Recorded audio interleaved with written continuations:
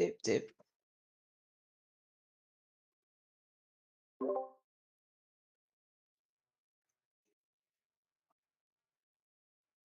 Fantastic! Sorry, I just saw Aurora dancing.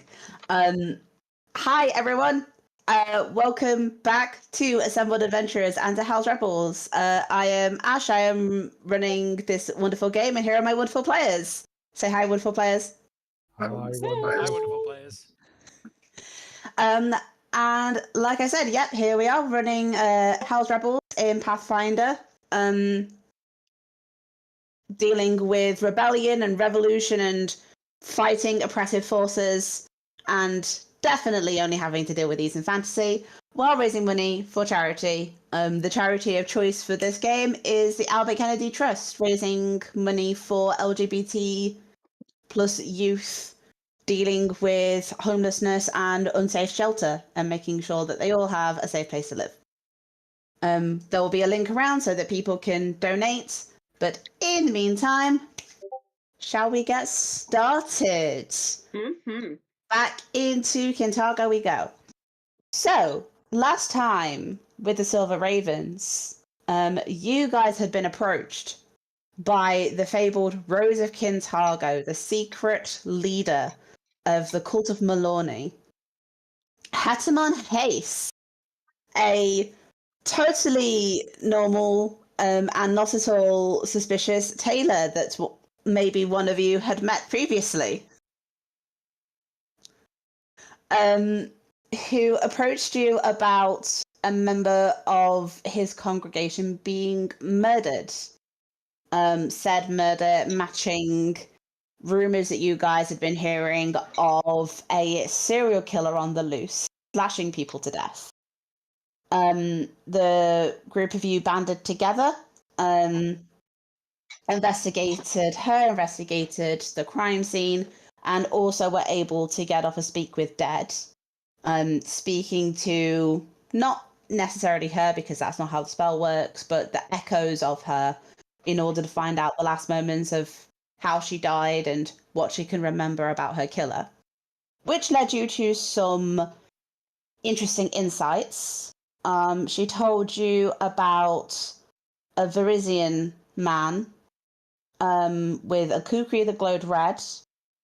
The clothes he wore were made of leather that incorporated an apron with many pockets. That he had the smell of rancid cheese and urine about him. And I believe this got mentioned as well, that he has a limp.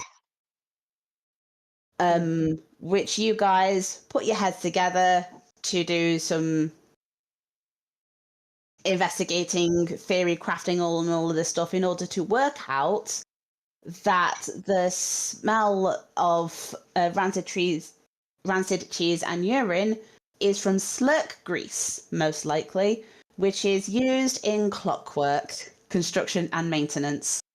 And that led you to go to investigate at Vespin Artisans, which is the Kintargo's largest manufacturer of clockworks, and that they're with their workshop in Old Kintargo. So that is where we are picking up. You guys are in Old Kintargo. You have been in order to be able to. Well, actually, I think. Yeah, no, you were in Old Kintargo because you've just been investigating the alleyway where they found her body, which was in Old Kintargo. So you guys can quite quickly make your way over to let me see, whereabouts is Vespin Artisans? It is, where's it gone? Oh, it's right here, 013. And just for your guys' reference, the body Miletta's body was found around here-ish. So still within this very much southwestern corner, and Vespin Artisans is right here. So if you're pinging, we can't see it on the map. Oh, can we not? Are you on the right layer? How about now? Can, yep. Okay, cool. So Meletta's body was originally found over here, and this is around the kind of alleyway that Hetman led you to. And 013 is Vespam Artisans. So, you guys head over to an establishment with a large sign of the front of it made of artistically rendered letters from iron that reads Vespam Artisans. Inside, in fact, actually on the street, you can already hear the almost deafening noise of steel just ringing again and again and again. And as you look through the doors, you can see a large open area which is serving as a workshop and a warehouse both. There's already several metal workers doing various things inside this building, working on crafting and tinkering. And as you look around, they are all incredibly busy. You can also smell various industrial chemicals on the air. One of them is definitely slurk grease, as it's been described to you. So there's that immediately as you walk in.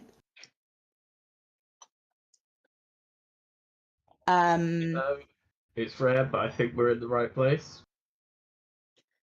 Yeah. So yeah, there's probably there's a dozen or so people here. Anybody who wants to can make a perception check for me. Oh, I will. And Evie, did you get given like a letter of introduction or something? Or was that Blue Blood? A letter of introduction was done by Hetman. I don't remember who took it. I have a sneaking feeling it was Blue Blood. I refuse to. I refuse to open my nose right now. So. Okay. So I will say, Evie is far too distracted by the smell.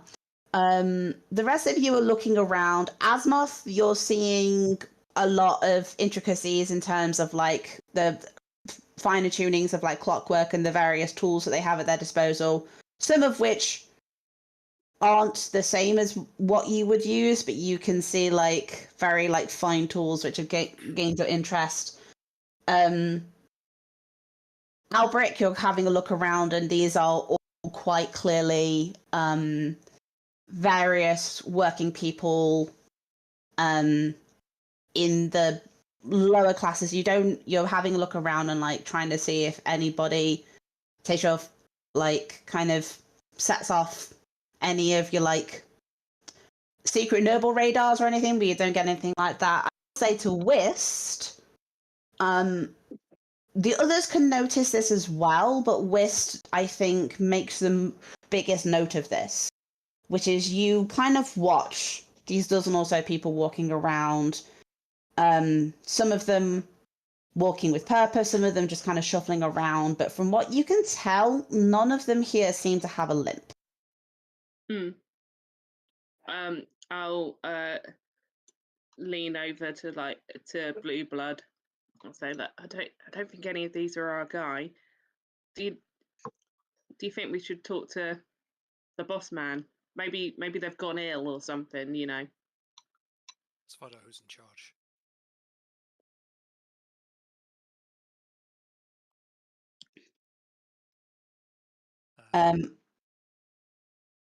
Yeah, what are you guys doing? Everybody is just, nobody seems to be paying attention to you. Everybody is just working.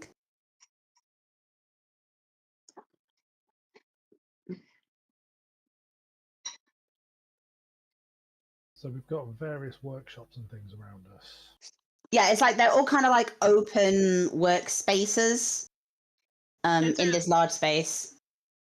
Is there anyone who looks like they're like gearing up to have a little a little break, like they've just finished one of their pieces and they're having a little stretch or something, or craning out their neck, or I'll say that there's probably one person who's like has been like doing some very fiddly pieces, and like he puts one of the clockwork gears in and he kind of puts his tools down and kind of does a kind of stretch. Could try and meet their eye.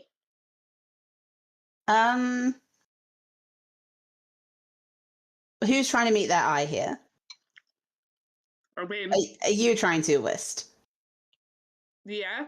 Cool. All right. Just to kind of highlight it, work table. This guy's probably sitting down on a stool and has been leaning over and is going to be like kind of stretching back.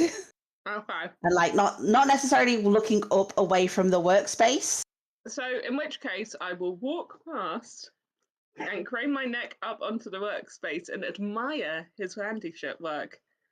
All right. He's got a large half constructed like grandfather clock style thing in front of him. So a lot of it is the wooden frame and stuff, but scattered out of it and across are all these very different size clockwork pieces. And he's been working on a few of them in front of him. And literally everything is currently like brushes and tweezers. Like he's not touching anything without touching it with these things first. There's probably a jar of what looks like some sort of oil, maybe a very gross coloured oil, which is very pungent with that smell that is smelling. I'll say that's some fine craftsmanship. Yeah. Where'd you come from? Oh, just the entrance.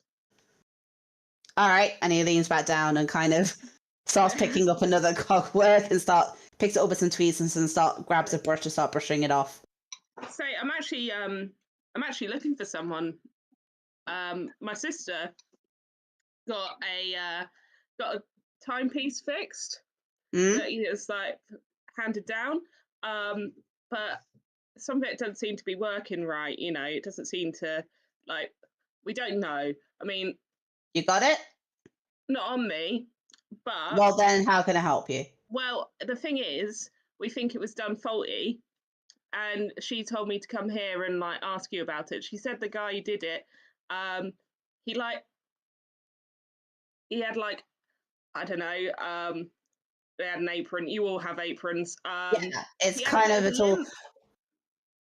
I don't know everyone who uses a space. Go talk to the boss man. Oh, who's boss man though? Like points to a room, a door near the back. Goes, you want to talk to Vespen? All right, okay. Cheers, mate. And I will signal for these guys to come. Like,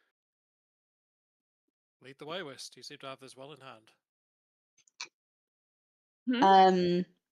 You guys head over towards the back and see through an ajar door, another person kind of. He's wearing the same outfit as everyone else, so it's the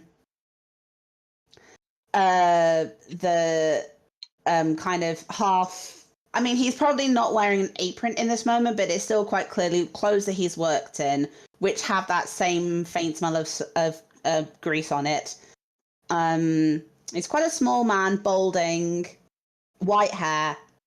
He's also got spectacles with retractable magnifying devices.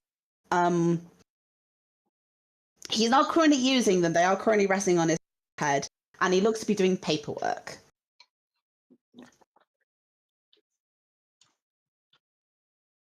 Cool. I'll look to the others and say, look, are we going with that story, or have you guys got a better idea before we head in? Just be straight with the moment. I'll give him a once over with sense evil. You sense no evil. Not him. That we know of.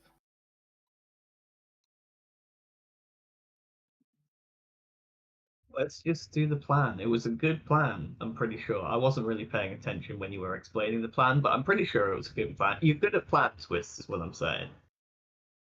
Right. Okay, I guess I'll just use the same story then, I guess. And then you guys judge him. And if you think we'll be upfront and honest, then, I'll let the paladins take over. I mean, Got it. paladin. I will judge whoever you talk to. All right. Evie starts like looking at the party like They. All right. Okay, I'll politely knock on the door. He kind of startles a bit, looks around. He's like, "May I help you?" Yeah, I wanted a bit of help actually. I had some work done on one of my sister's timepiece a couple of months back. Patrons! Wonderful! And he climbs to his feet. Or he hops out of his chair, climbs to his feet, and opens the door properly to you, and then goes, "Oh, and there's quite a few of you, friends, patrons. May I interest you in some new pocket watches, perhaps? Come in." And he ushers his off. Yeah, I'll say. Well, I mean, maybe, but like the thing is, I've had a bit of a bad time with it. This guy worked on it, and just doesn't seem to be ticking right since we had it in for service.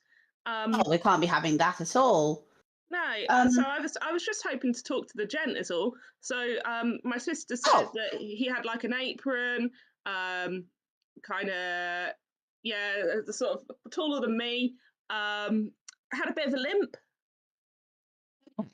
I was going to say, all of the people who rent this space wear aprons. All of them are of a medium build, but a limp. You're probably talking about Val then. All right, okay. Is there any chance I could like meet with them to have a chat with them? Oh, well. I would be happy to help arrange that because obviously we want to get this sorted out. But if it's a case of just getting it fixed, I would be more than happy to take that on as a job myself rather than, especially if he's.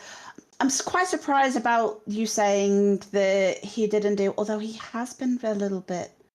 Yeah. Tell you what, let me have a look at the work myself. I will personally see to it that it is good as new. Yeah, all right. I will bring it in for you. But the reason I wanted to see Val is that my sister said when she came in, he was like talking about developing his own way of doing clockwork. Like, so he kind of did it at a cut rate to trial this new thing, but it ain't working. He said, any problems come back to him directly, but obviously I can't do that. And I'm sorry, when you say a new method of clockworking, I mean, if any button, no, he's not dedicated enough to be trying to come up with anything ingenious like that. He barely follows the craft as is. All right. Well, I mean, maybe he's taken her for a fool then. I don't know, but I don't want it. You know how it is with technology. It can be a bit like it doesn't go backward compatible or whatever you say. Like once one person's got a hold of it, that only works with their stuff. And I don't know.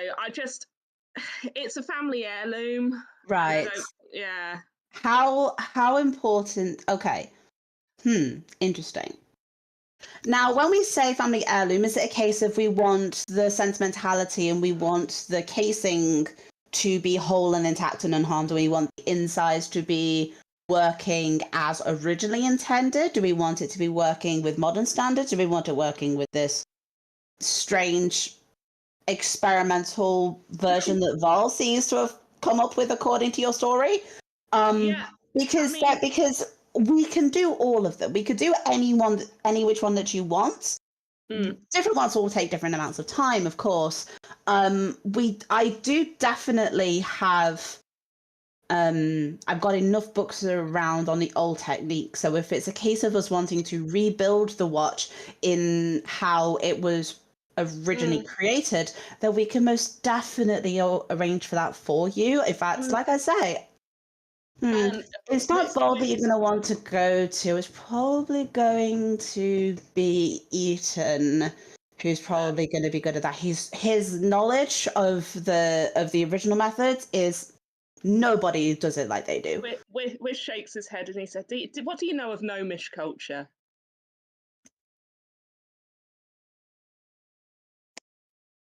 I know that some of them are very interested in clockwork. Yeah, and also really interested in like innovation. And I mean, if it was me, I'd love the traditional, you know, as my grandfather had it. But my sister, she's like, no, Granddad would have wanted the new way. I think she was quite taken with Val when she spoke to him. I'd just really like to have a little chat with him because she's devastated, you know. Look, I'm going to have to be honest with you. I haven't seen him in at least a week. Oh, no. He's been... I can't. He hires a space from me. I have to keep the professional relationship there. I cannot speak badly of one of my tenants. Just know that on a factual level, there has been more than one all of the people out there book the space in order to be able to use the workshop, in order to be able to use the materials and everything. There has been more than one occasion over the past few weeks where he has booked the space and then not appeared to use it. And like I say, I haven't seen him in a week. Okay. Do you have any way I can contact him? You know, like that, so if I could send him a letter. Like I say, I'm more than happy to arrange it for you, but it will take time. I'll glance at who am I gonna put in this? Gideon. Go on, Gideon. This is gonna be fun. I'll glance at Gideon and I say, it's a real shame. I was really hoping we'd be able to get it sorted for our engagement present. An engagement present? Oh, this is an entirely different... Look. Okay, screw professionalism. That man is being a cat. And I'm quite frankly offended at the way that he has treated you. Please, I insist. I won't. It will be an act of love. I promise that. Love, just like the engagement will be. So, all right, well, look, if I can chat to him, figure out what's going on, and Giddy, if you can, I know it meant the world for you to be able to give Granddad's pocket watch to Val, but but we'll talk to him. We'll talk to him, and I'm afraid I didn't get your name. Oh, it's Skara. Skara, sir. Please, I insist. Frankly, the disrespect that he has shown your family already, and that he has the fiance already in the way that he has treated you, in the way that he has treated this heirloom, I will not stand for it. Every time he does this work under my roof, and he does this work with my name on it. I will not allow him to besmirch that any further. Please, I insist.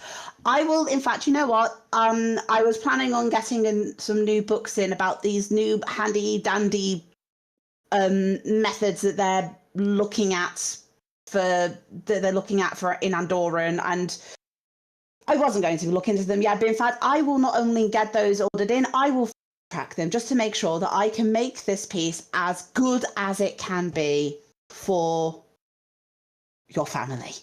Okay, and about the central winding structure that he took to tinker. I assume that will be at his desk. Yeah. I'm sorry, he took a piece out and then gave it back to you. No. He took a piece to work on. So I've got the casing, but he took the central He called it the central Even winding casing stroke. back to you. What are you talking about? So he took it out. Right. And he said he was going to work on it with this. Well, to my sister, you understand. So this is all through her. But he was going to work on it, like, I don't know, whatever he's doing. So I assume if you show me his desk, maybe I can find it. Okay. Like, because I'm just worried, it might not actually work. Is it definitely Vol we're talking about? Because I don't. Vol has been a bit Maybe lax with his appointments. maybe He's not a he's crook, and it taken with sounds it. like you. It sounds like your sister may have come across a crook, as it were. Although why they'd only take the mechanism and not the full watch, that doesn't make any sense. So you think we should go to the guard about this? Do you think that you've had half a watch stolen from you? Well, I'm saying that you said he might be a crook. I mean, but I wouldn't want to. No, because that's unfair on you, because it's your business. If I can talk to him, My business. Exactly, this is my business.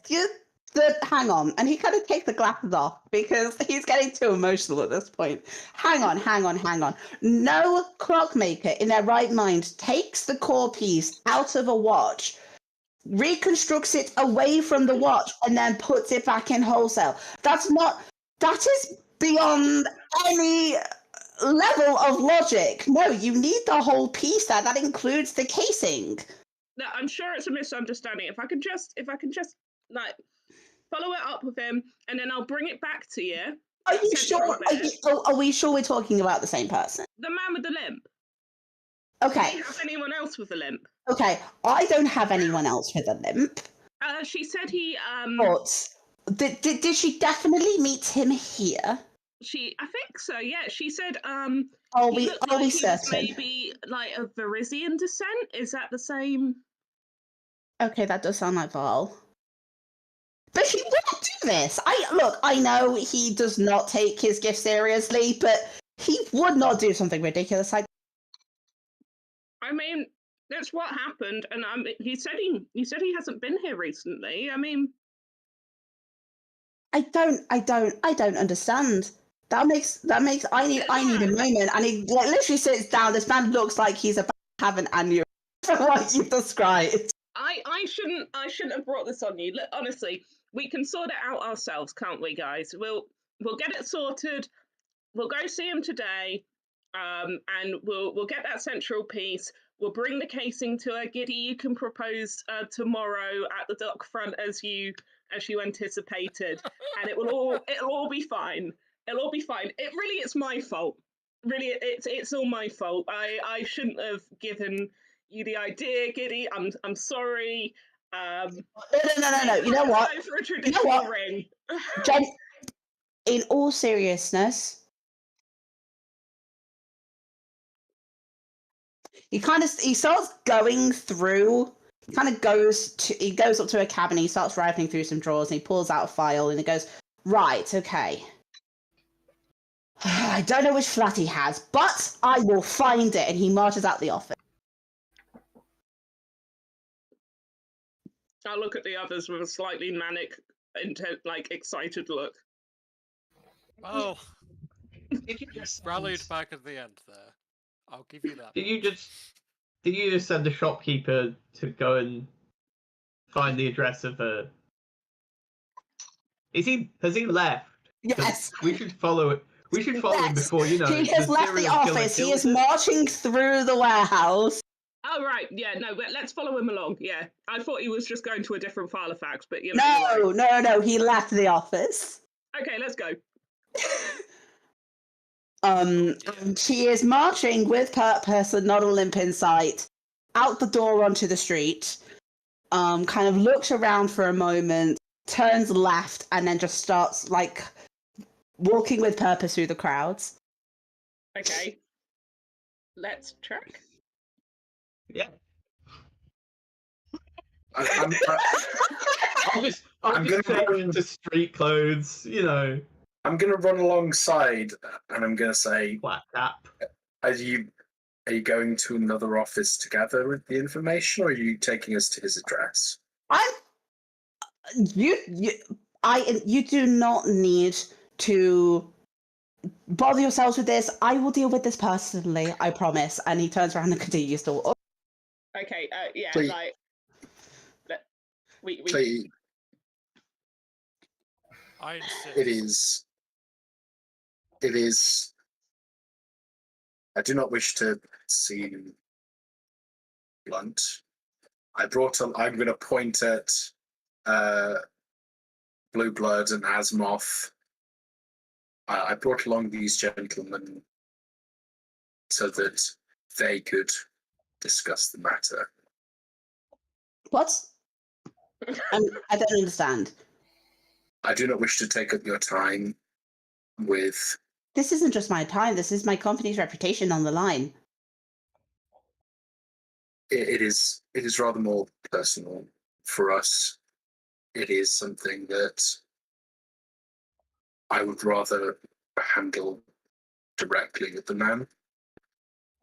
As far as myself and my fiance are concerned, you have done us no wrong. But I would like to at least give the man an opportunity to fix it.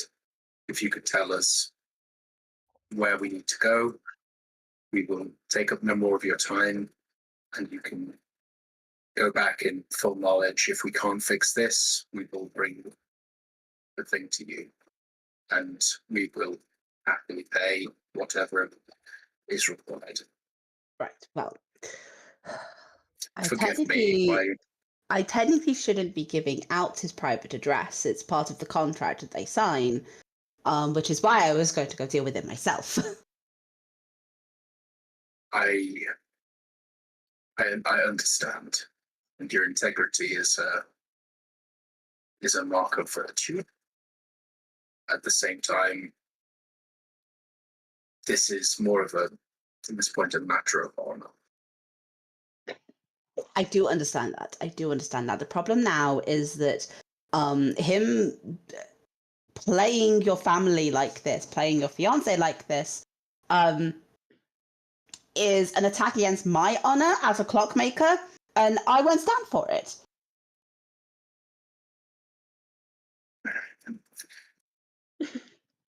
I believe we have a mutual acquaintance in common, Master Hetton Monhase. Ah, the tailor. You know him. Of course, his work is immaculate and well known for the city. Well, you should know that if he gets any kind of magical clockwork in there, the mundane part is made by yours truly. I mean, no doubt a mark of highest fidelity. Mm-hmm, That of is. course. And he said as much himself. He gave me a brief letter.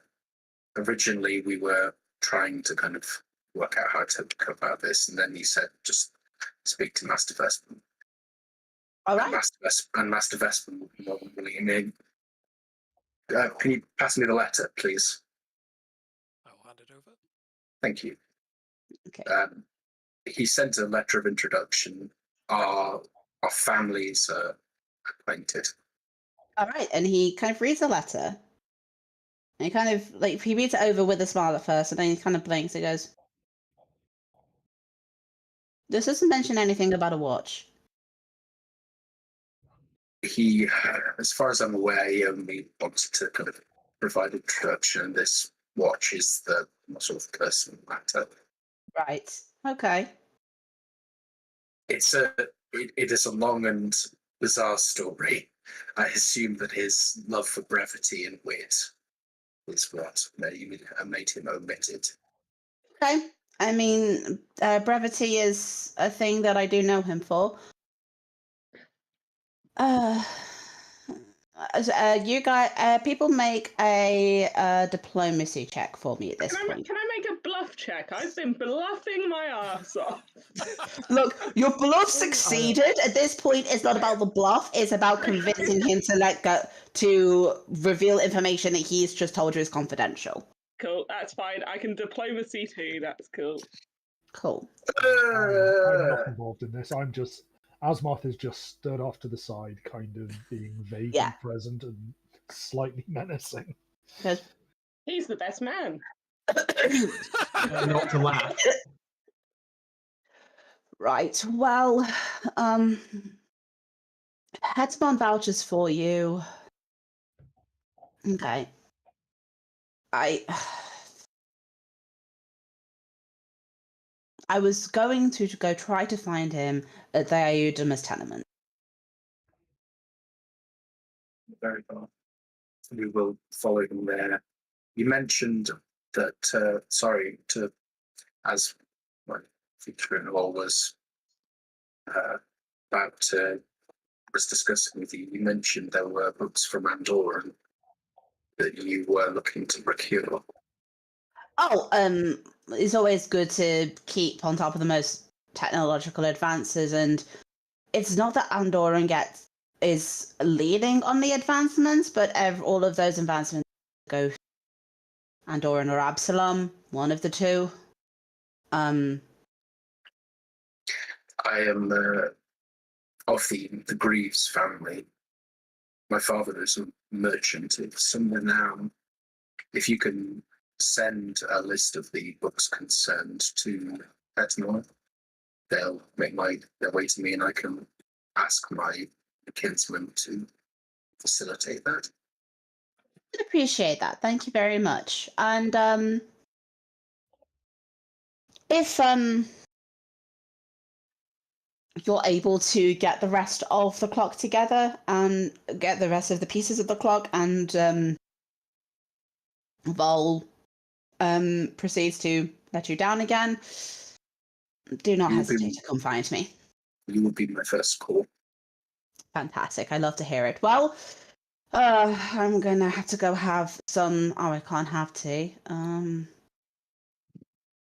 I'll sort of lean forward conspiratorially and say, tea with a little something in it, perhaps, for the humours.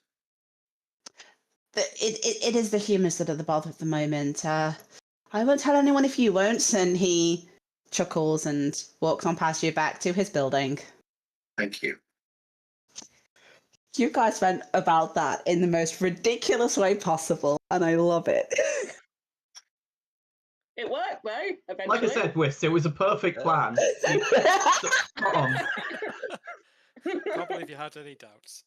We now have to source a broken pocket watch.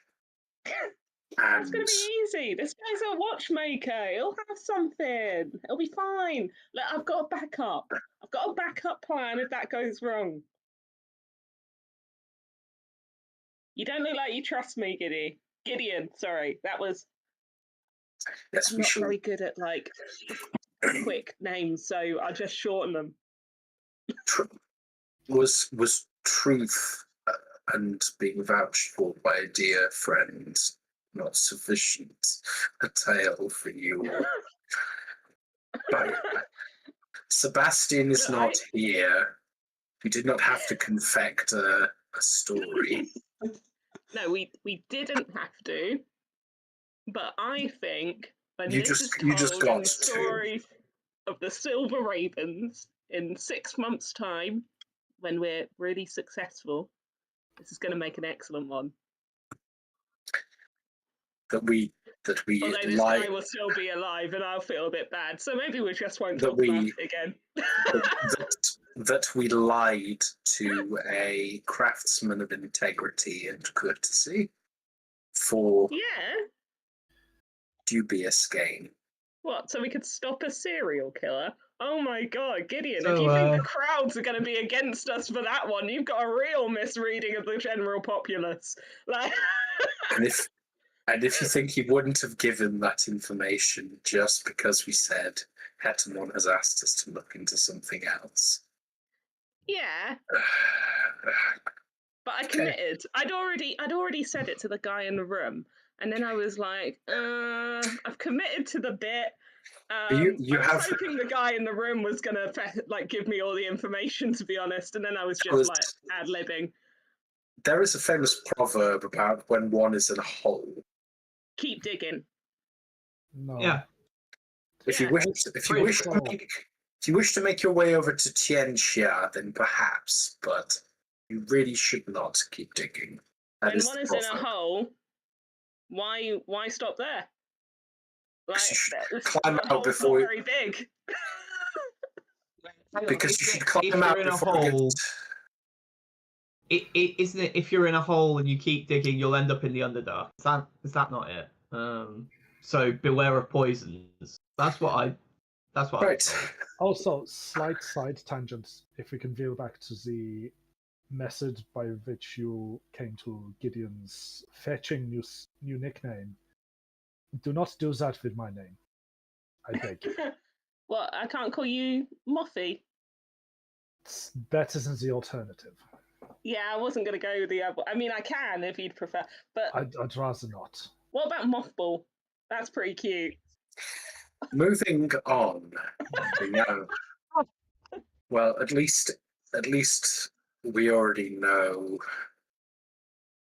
this place, the Udemus Tenants.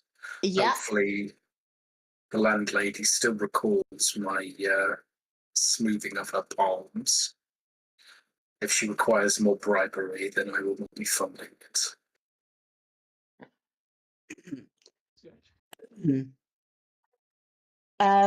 Yes, the manager. So just to remind everybody, a couple of you have been to the Iodamus tenement before. It is a dilapidated structure, one of the tallest structures in Old Kintargo, 3 stories tall, with 2 of them constructed of old grey wood. It's basically the Old Kintargo's answer to a block of flats.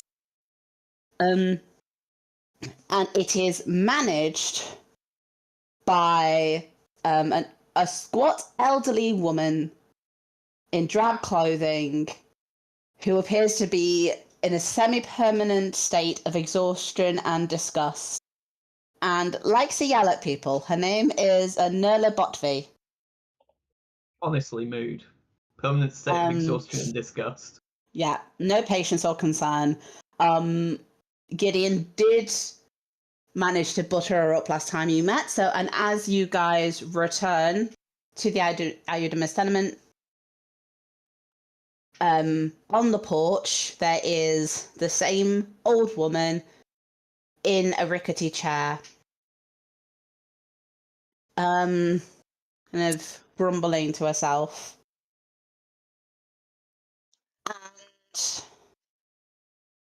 And she looks up and goes, she at first she doesn't seem to see you, she just sees bodies. There's like, you damn loiterers, no one's loitering around. Shove off. Get some work done. I'm surprised you did not recognize me. Eh? Oh! Yes, the charming gent from a few weeks ago. What brings you around here? You still looking for those boys? Related business. We were told that they were, or we have been told that for somebody called Val Wex in the same building may have seen. We were made aware that he lives within this tenement. I mean, he does, but I don't know what he's got to do with the twins. Somewhat unsavory business. Oh no. What kind? What have they done to him? He's a good lad. What have they done to him? Other way round. Oh. No, I didn't see coming. Really? He seems, from my understanding, he seems to most fairly kind of withdrawn and keeping to himself sometimes. Those are the ones that are the least savoury. I mean, he does keep to himself. He pays his rent, and I never really have to bother him aside from that. And I don't like the smell on him. He needs to wash his clothes more. Every time he comes back from work, it just smells vile, and it makes the whole place worse. Yes, grease, isn't it? From looking at this. Is that what it is? That's not what it smells like. It is a slurp grease. It is a lubricant. Ugh. Do you know if No, he's around or? Oh, he's out at the moment. I think he's at work. We just went by Vespum, and Vespum said he hasn't seen him in some time. Really? But he has been around. Interesting. Forgive me, I wish I could provide more information. You've been asked by a friend to look into the matter, as we came over earlier. I know that it's asking a bit. Do you mind if we go in, have a look around? If there's nothing to hide there, then we'll be as quick as mice. And Well, I don't know where my keys are, so I can't let you in, so you might have to come back later when he's around.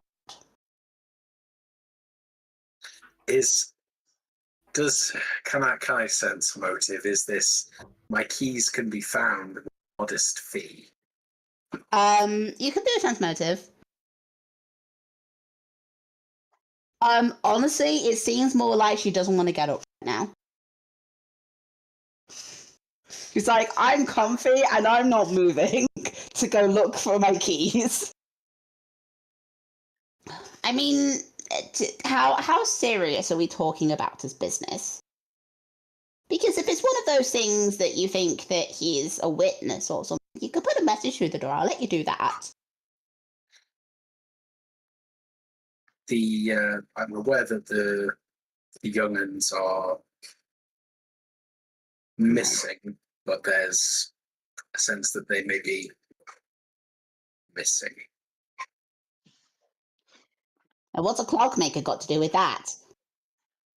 Just following up leads, and respectfully, I refuse to believe that you don't know everything that's going around here.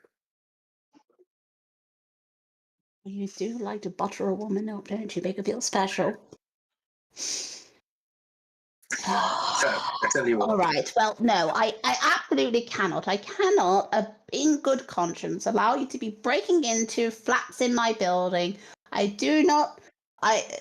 If it's one of those matters, then it must go to the guards or whatever. This just, like I say, the most I can do is let you put a message under the door. I don't want to. If we start bringing guards I don't around, get you some paper. I'm not getting up. I'll give you a minute to write a message, and then I'll let you, and then I'll tell you which flat is his. I'll hold my hands up and kind of mock. That one looks smart as he points at Whist. Like I've been caught, and say, I very much understand. What can I will take out 2 platinum pieces. I would not seek to take your time. I'll place one in her hand, press it into her palm. For a matter that was... I'll keep the second then, or would you like that as well? Put it in the other hand. Good lad. If you go on to wait for Val upstairs, you're looking for room 303. Mightily obliged.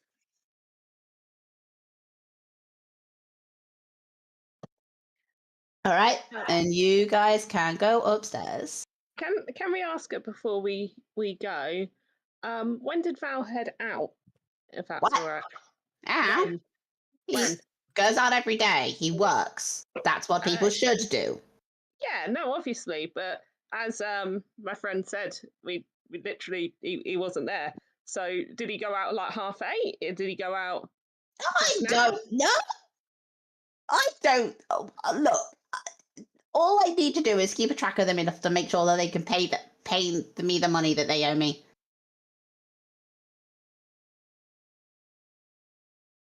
All right.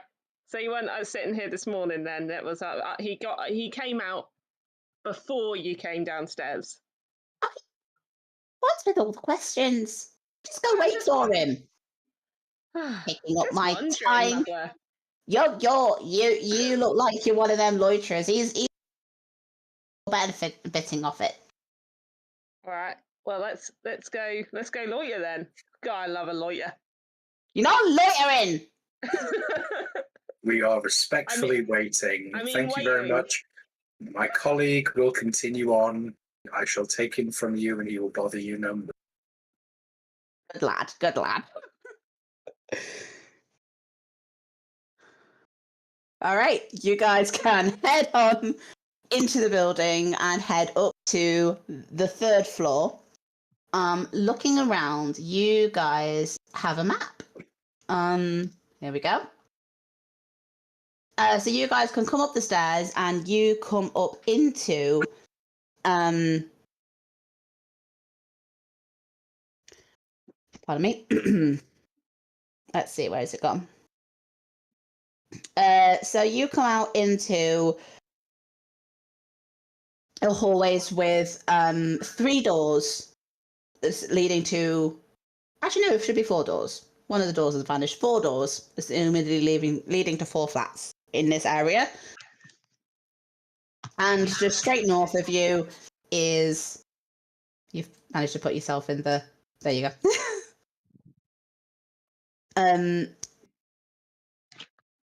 And just ahead of you, there is a small table with a couple of chairs, not enough for all of you.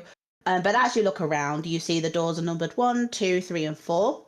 And door 3 is this one.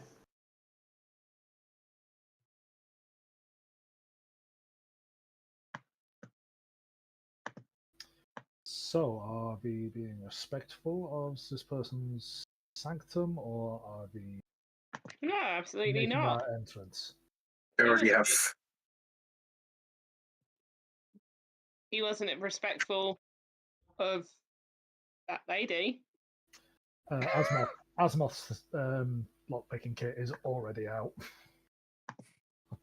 Like, it I'm just just I feel like I should say innocent until proven guilty. I'm sure he. Oh no, Asmoth's already in. Oh, what a shame. there's the sort of the ripple up the coat as the kit just kind of peers out of the lapel, probably moved by the tail hidden underneath. All right. Make a disable device check for me.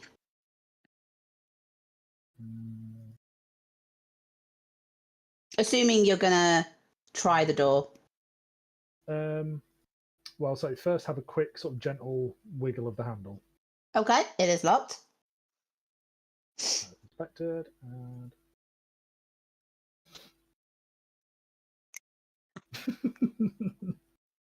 Hey, guess what? Meets Just it, enough. beats it. Your DC was 30. Bloody hell. Oof. So the lockpicking tools slide in, you give a little bit of a wiggle, and you can tell this is a decent lock, but it's just a tick, tick, tick, and click. And as you go to reach for the door handle, everyone make a perception check for me. oh, beans.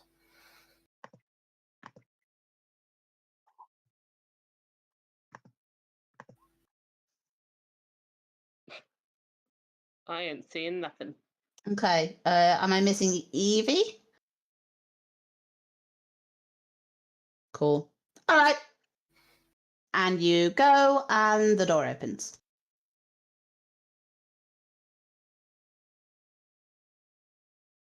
So inside, let's see. There we go. You open the door into. Let me grab my fog of war bit. Whee. There we go. Into a flat.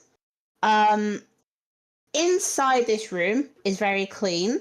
There are bouquets of fragrant flowers arranged artfully around the place, on the various tables and spaces.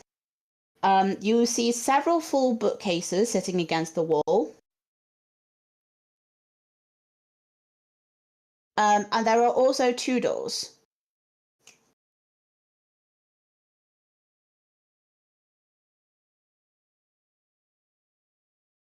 What books are on the shelves? If you go to have a look at them, you see a lot of books concerning clockwork theory, tinkering, machinery. There's several books as well on medical and alchemical. I'm gonna glance at Asmoth, and under my breath, I'll be like, "Look, maybe I've read too many like stories when I was little, or heard too many, but like, I don't know, surgical stuff and clockwork is giving me a bit of the gick." It's not damning evidence, but oh really? I mean, that book has been disproven several times. Sorry. Like, but it's creepy, isn't it? Like we can at least admit it's creepy. Yeah. We It's probably do not have a lot of time. fine. Okay.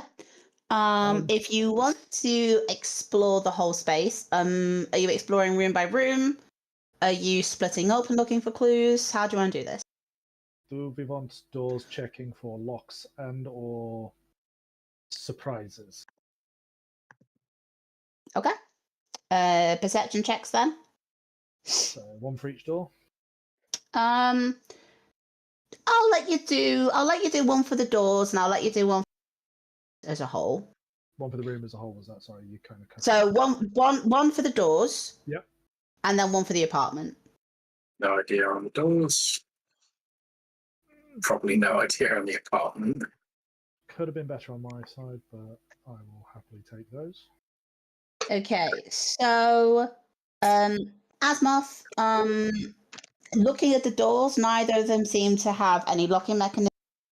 See any traps, booby traps of the like on the doors. And aside from the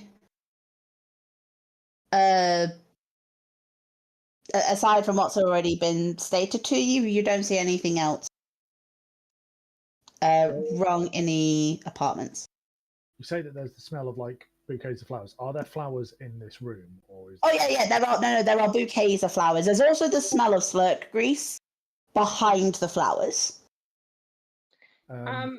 Is there a stronger smell from either of the doors?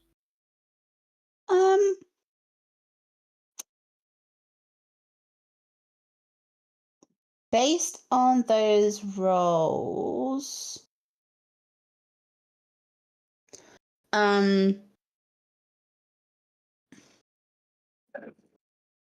it's hard to see. The problem is with the size of this room and the amount of flowers in here, it's all just kind of turning into a bit of a cloying mess.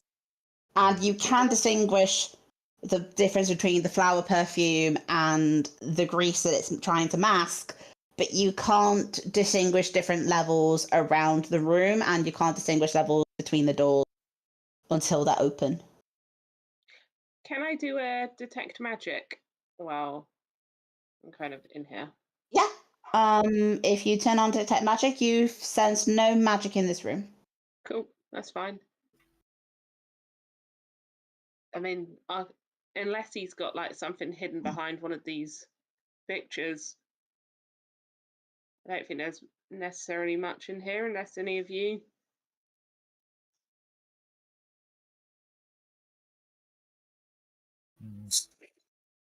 Can you open the doors, Ashton?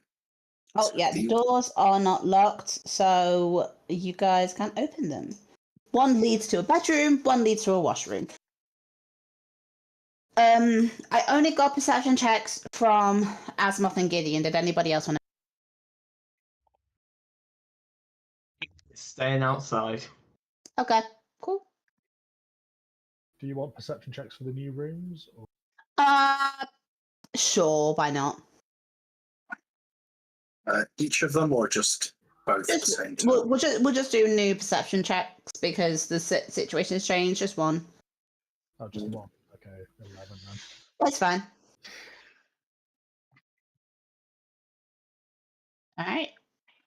So yeah, you guys walk into see again a bedroom been used. The window looks like it's seen a fair bit of use in terms of being open and closed on a regular basis. Which floor is this? Third floor, which in Americans is basically the bottom floor is the first floor, then the second floor. Yeah. Pathfinder is in America, but the writers are American, so so it would be ground floor 2, 3. So does it look like, from what we've seen of the tenement previously, does it look like the one main entrance is the only entrance to the building?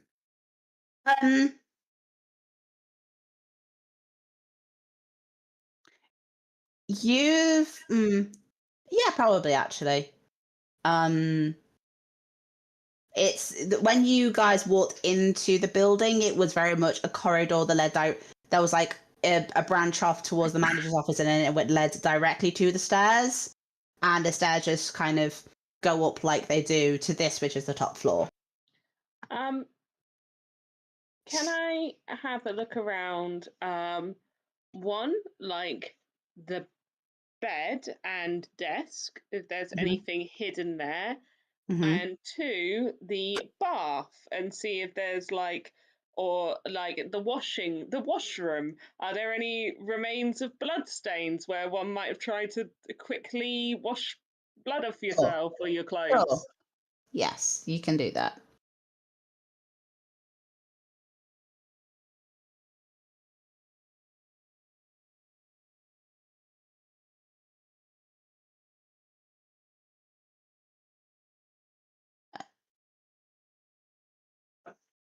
You okay? Yeah. Do you want me to roll? Sorry, I thought you said you were doing another perception check. Oh no! I was waiting to hear if I was. Oh, I see. Sorry. Yeah, you could do a perception check if you're specifically looking for that in the washroom. Yeah. Also ask Asmoth for his old opinions on these sorts of things, as this is his wheelhouse. Okay. I mean, I failed miserably at that, so I've just if there was evidence, I'm probably standing on it. So good luck. I'm gonna put Sebastian in here too to see if he can get some perception checks. Probably not with that numbers, but we'll see. Can I answer Gideon's question about the? So you know that this is a vertical building, but two of the stories are constructed of wood. Wood it tends to be in slats. It tends to be quite porous. It will have enough roughness in it, which makes it easier to climb than sheer stone, for example.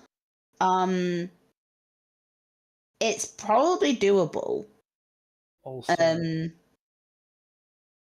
if this guy's got alchemical sort of theory books, he might have access to certain extracts. Okay, yeah. He's going to be, after each murder, he's going to be dripping on the front with blood. And there's no discretion, there's no indication that he has any kind of magical bent to explain how he would be able to clean that up before returning to his lair.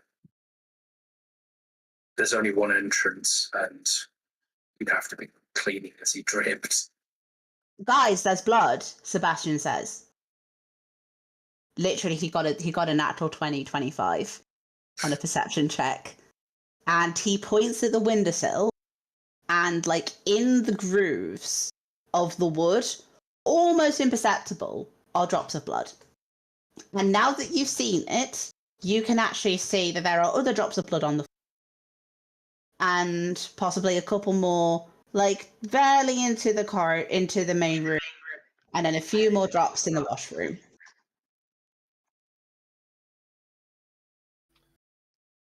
Asmoth's going to follow that trail into the washroom and actually do like a thorough Yep. turn the room over, kind of like see if there's like cupboards, hampers, Mm-hmm. anything that could suggest there's like a hidden stash somewhere. All right, give me that check. Oh, do I? Oh, Did you say what are the limits on detect evil in terms of like what blocks it? I think it's the same as detect magic. Let me look. Yeah, like a foot of wood, 3 foot of wood, a foot of stone, 1 inch of lead. If you've got that to hand, it might be worth, because serial killer with bright glowing red evil looking weapon screams something that might be detectable. Same with magic. It certainly doesn't seem like a mundane weapon. Before I don't think. Sorry. As a Whist, I don't think I have. I do have it prepared. Do you have detect magic prepared? Yeah, I've got detect magic. I tried it in the other room, but there was nothing there. Couldn't hurt to give everywhere a good go over. I'm going to chug heightened awareness extract. Okay.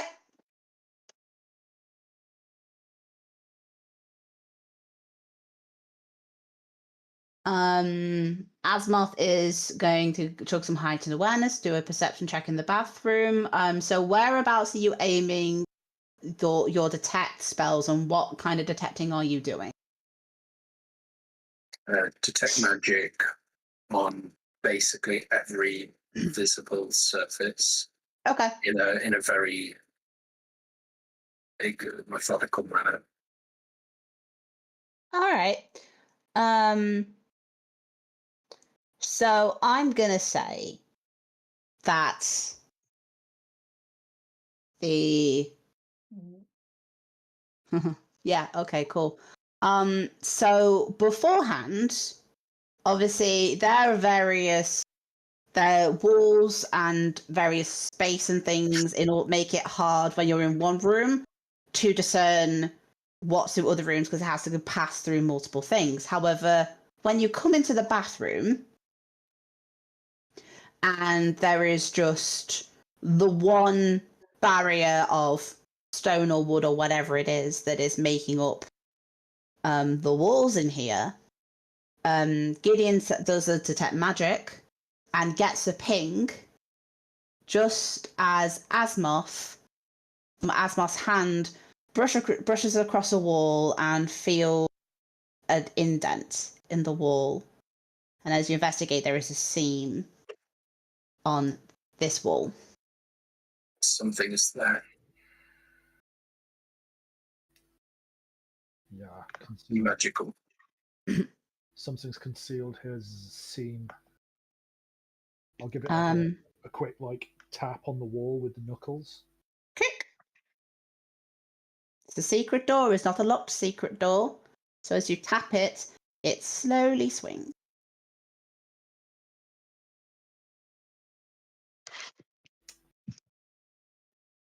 Blood? Sense anything? Are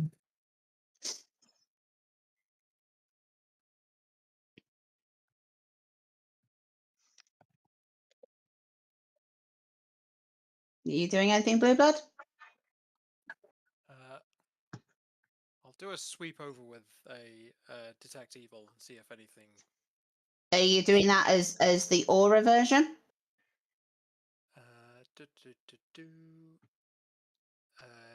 Yes.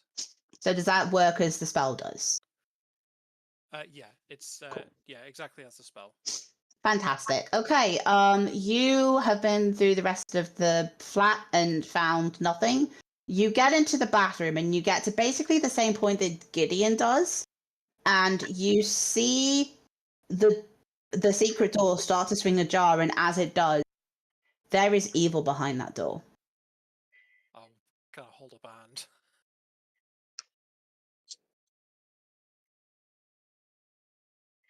I think this is our space.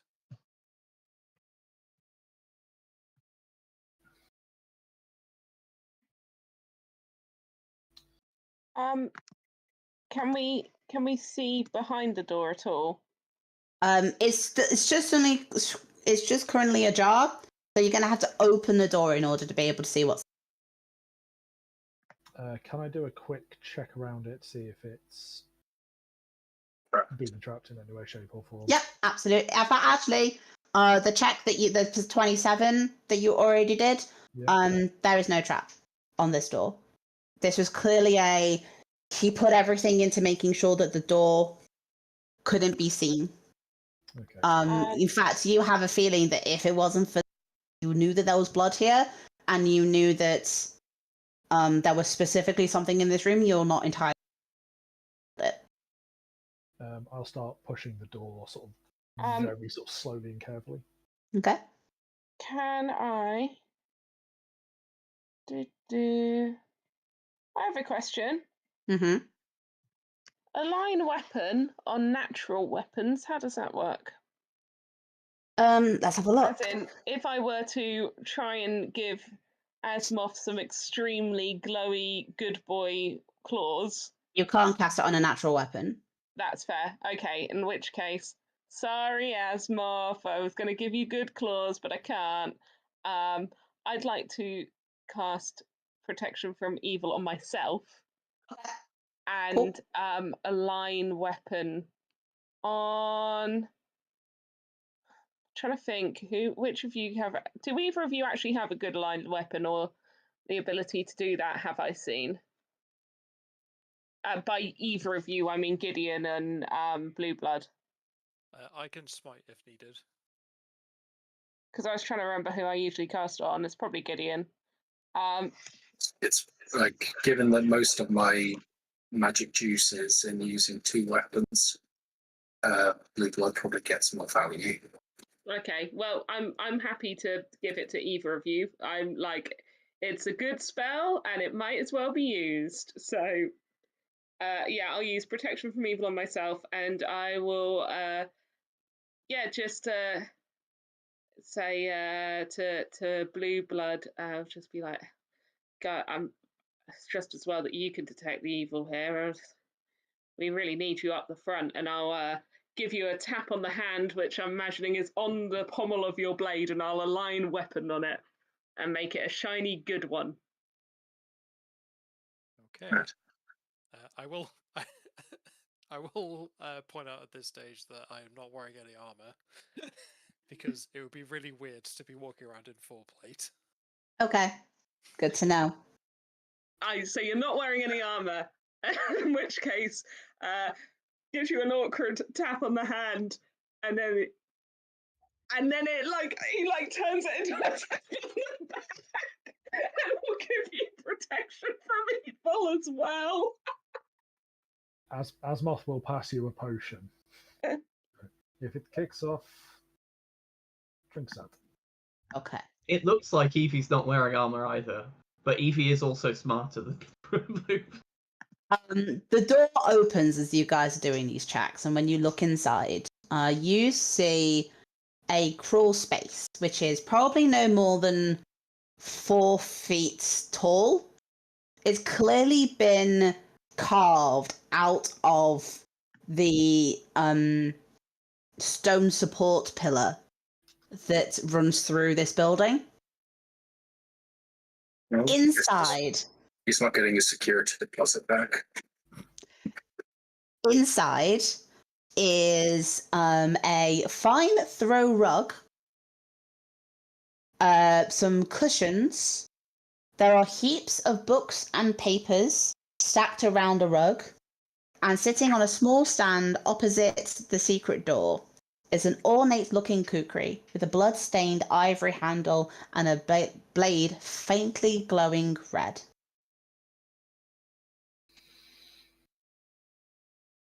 Right. This is it. Nobody touched that. I assume that's what the rug would be for. Is anybody who is doing their detections still focusing on their detect spells? I'll focus in specifically on that. Now that we've Okay, cool. The risk of giving myself a headache, sure. Blue Blood, you sense one evil aura within 60 feet of you. And as you focus in on it, you see the aura focuses around this blade, and its strength. Good question. Let's see. It's based on the caster level of the item. Faint.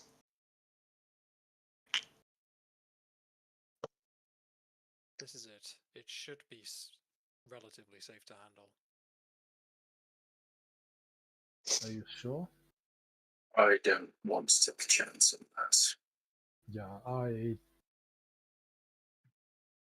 call me paranoid, call me possibly superstitious. I would not be surprised if this thing is not Cursed of some kind. or possibly in some form overwriting our little clockmaker's own mind with its own desires.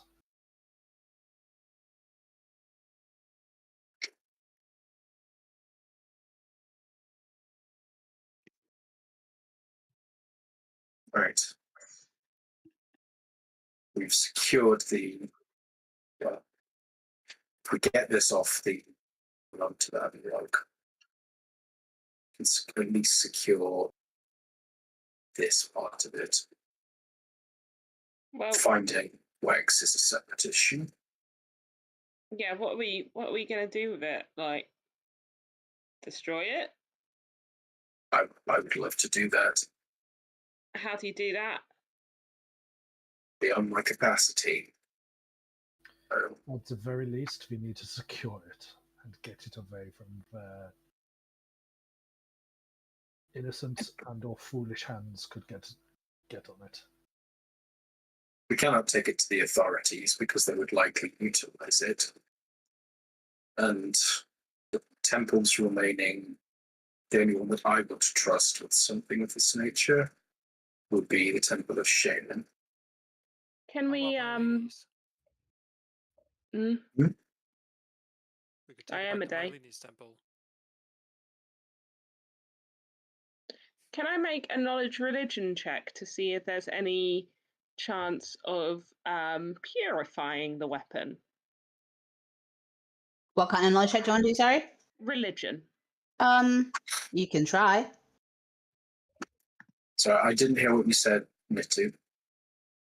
I said, what about Myleni's temple? We could take it back there. Don't think. I mean, we could take it to, as I recall, Maloney's does not have an open temple. No, They are no. similar to Cain's. They are prescribed religion, I think. Yeah, I think the OCB call it a cult. Difference between a cult and an organized religion is simply a matter of time. I mean, I'd say it's quite interesting that Asmodeus, doesn't really get called a cult these days around here. But here we go. A lot more people in the following, I guess. The temples, the temples of the great powers that are currently allowed to operate are Zonkathon, Asmodeus, Abadar, and Shaylin. I want to say, Ash. Sorry, I'm double checking something. So the main churches, yes. Asmodeus, Zonkathon, Shaylin, and Abadar, yes. Is if anyone's like you want it sealed away somewhere no one else can get it, not used, right? Yeah, Yes. that's the Yeah. goal. Cool. Have you heard that the Temple of Abadar has private security boxes? I was actually thinking that the Avadarians, I mean, you know, they like money, sure, but they're also, what they like more than that is like society and tax and things work in the way they're meant to. Like, they are not going to be super for a weapon that causes people to act disorderly and kill citizens, especially tax-paying citizens. That is sounds like very against the Abadarian way. I have made my opinions on the Temple of Abadar clear. At least for myself, I do not trust Abadarians because tyranny is something that is still enforced by law. Yeah, don't get me wrong, they're not great people, but they're not going to let anyone take anything in a box that is paid for. The Church of Shaylin at least has taking evil, corrupted artifacts and rendering them inert and pure. Maybe. I mean, how did my roll go, Ash? Was I able to? So, so you're trying to investigate to see if there is any weapons, right? Pardon, you cut out. Sorry, you're trying to work out if there's a way to cleanse this weapon. Yeah, something like that. Yeah. You. The fact that the item has an evil aura on it, for it to have a faint aura, even like not Asmoth, sorry, Albrecht has said, it's not the most powerful item that ever existed, but it's still got some power in it. Mm-hmm. To cleanse something like that would be incredibly difficult, if at all, and you probably wouldn't be able to manage it without studying the item a bit more. So if it's not very powerful, does that mean I don't think it's at a power level where it might be an intelligent item? Is this more like that? It's like a keen blade? Is it like a +2 or something? You know, like. Can't know that without studying it. Okay. Is there a way to study it without touching it? Genuinely, can I make an Arcana check without? I know. I realize. You can try and make an Arcana check. I will also point out that in this room there is a whole bunch of books. Oh right, yeah. Let's look at some books. Sure. There's a whole bunch of books and papers. Let's look at books and papers. That sounds more sensible than touching the spooky kukri. Cool. Spookery. So, God damn it. you have a look over the papers, and the first notes that you there's a bunch of books in this room concerned with medical and alchemical notes. Asmoth, when you look at these, you immediately see that there is a disturbing focus on the grisly studies of anatomy, the nature of blood, and theories on the source and ultimate fate of the mortal soul. As you guys look through, you're able to see information and notes focusing on the history of the Temple Hill Slasher and what Kintargo's time was like during then. There's a note that you find when looking through it there that considers the possibility that Mangvoon, the Temple Hill Slasher, may have been manipulated by supernatural beyond this world, and that his spirit may have somehow become anchored to Kintargo due to some strange eldritch and primordial feature of the region. And as Asmoth's seeing all of that, I'll say that Whist is able to find the notes chronicling the life of the knife known as Balgora.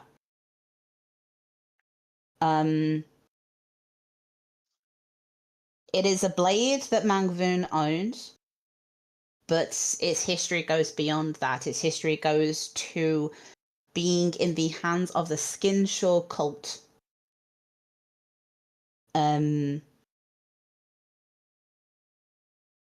passing from hand to hand up to Mangvoon, at which point whoever has been writing these notes theorizes that Mangvoon's spirit resides in the blade, and as he has come into possession of it, it is due to destiny. A destiny to wield the blade and carry on the Slasher's work. Okay. I've got an idea. If it's got a spirit in it, how about we try turning the ghost? See if we can get him out. We need a cleric for that. Yep. That's beyond my ability, certainly. Just checking your character features.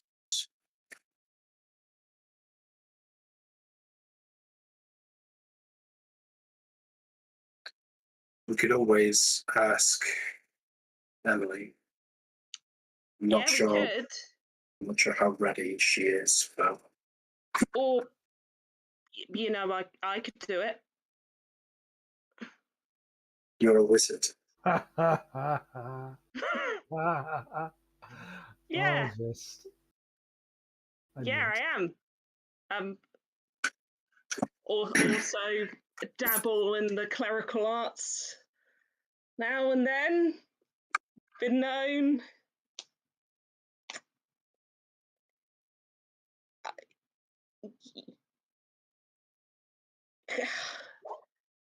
Asmoth, are you going to make me say it? I know you already know. Don't just sit here making me squirm. Right. Anybody who wants to at this point could make a perception check for me on Whis. I'm going to deliberately not. Okay. I refuse to on principle. Okay. Blue Blood, do you mind just unbuckling my cloak while I do this? Of course. Thank you. I will take the rug.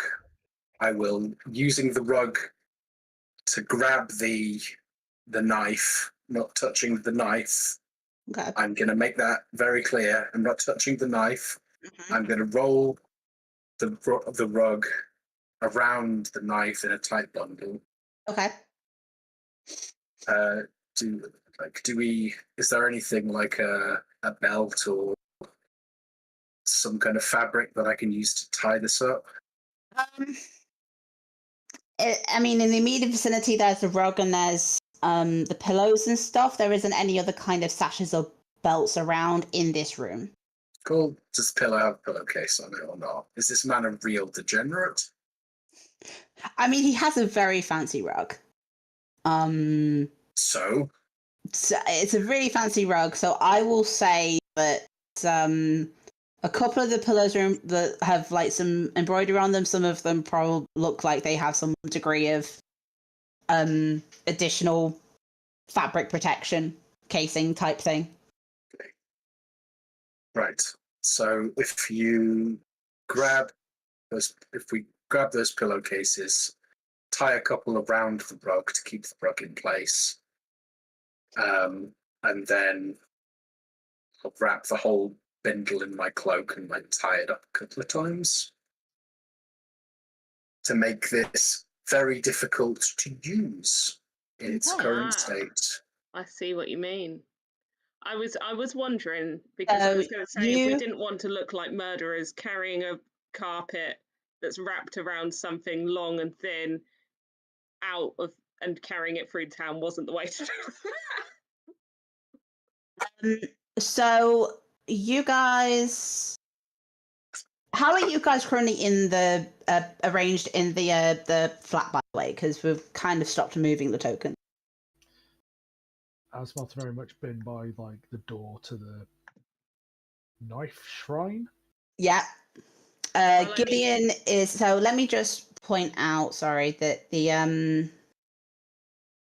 I've pulled it out and I'm now doing this in a corner. So this square is the shrine, as it were. So anybody who is inside the shrine. I think I must be because I was looking at notes with. You were looking at notes with Asmoth. Gideon's just tried to. Gideon, I'm going to say that you have to be up here in order to be able to be interacting with the knife. Even with. So you're in there. Evie, whereabouts are you? I'm probably exactly where my token is. I'm like, they all Fantastic. seem to, be dealing with the knife, and Cool. that's not my thing.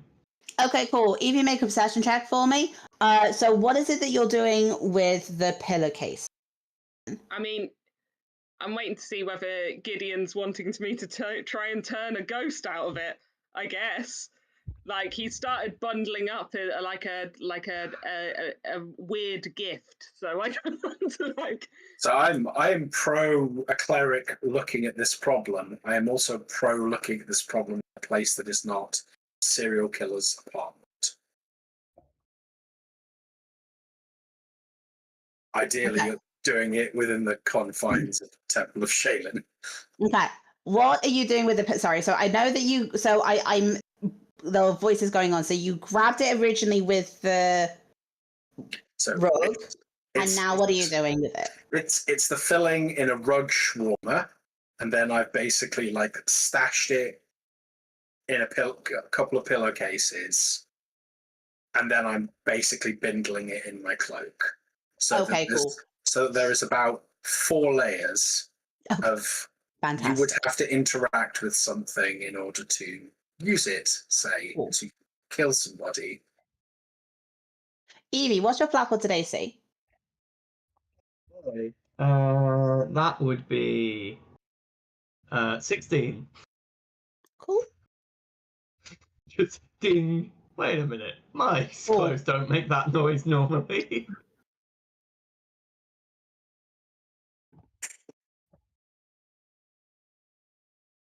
Because at this point, Ash rolled many 20s in a row. I mean, they're pulling a sort of delighted, Pulling dismayed face. Yeah. So, Evie, how many hit points do you have? Oh dear. Oh boy. Maximum I have 43. Okay, that's fine. Seemingly out of nowhere, because you're kind of like looking around, Sebastian's next to you, you're kind of watching them through the door, and then the next thing you know, there is a knife in your shoulder. And you take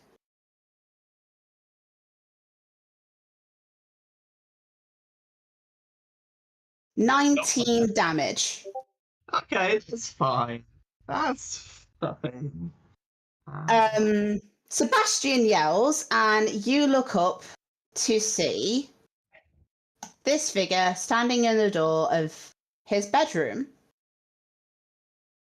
with another dagger in hand. Everyone roll initiative. I am discharging my heightened awareness. Yep. Come on, dice. Come on.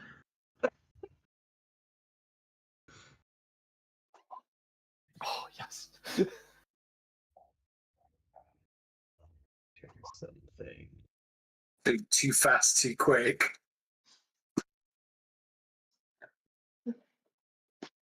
Give me 2 secs, sorry. Yep. I will say that as part of that, if Evie wanted to make a sound, Evie could have made a sound.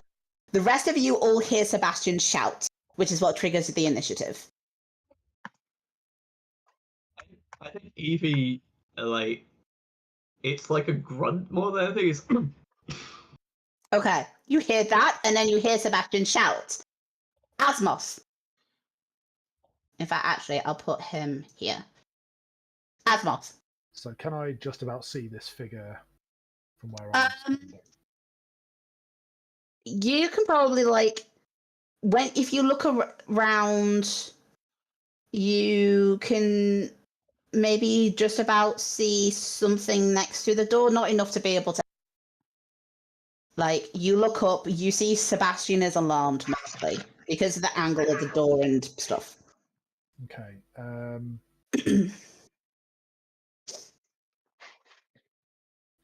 swift action, I will prep an extract and have it ready in my tail, Okay. and I'm going to just sort of like bomb it into this room and see what's happening. I've prepped. All right. I've prepped my extract of shield. Fantastic. I'm gonna just very quickly grow this guy a little minute, just so you guys can see him in all of his creepy glory. He Okay. is creepy. Yep. It's a Creepy 100 guy foot with a creepy knife. dinosaur from the Prehistoric era. Asking for Tree Fiddy. Let's see. All right, now then. Did you say you're attacking? Yeah, he's gonna get a claw. Cool. Actually, at the minute I do more damage, so I'm gonna basically just run up and like it's gonna be that sort of walk out and go, oh, smack! Just he's gonna get a backhand Yep. back of a clenched fist. Nice.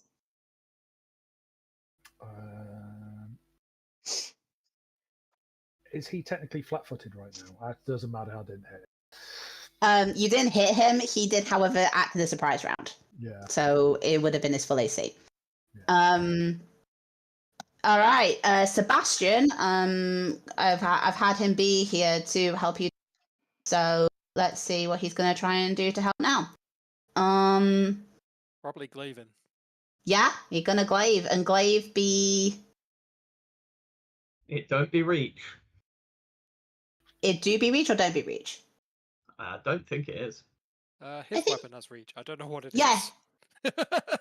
I forgot what his weapon is, but it definitely has reach. Yeah, he's definitely fought with reach. It does Yeah, have glaive has reach. reach. Glaive has reach. So he's gonna step up to here while drawing his glaive. I think And- it wasn't in 5e, it didn't have reach. It does in this. Would he have moved around in order to? I assume you would have moved to like Yeah. here or here. I'm gonna then move to that because that gives him the flanking bonus. Yes. Which then means he hits. And does 11 damage to our guy. All right. Next up is Albert. So Alberic's going to do something that he hasn't done yet, which is activate his Divine Bond, Ooh. which causes Alberic to manifest a resplendent angelic halo, Nice.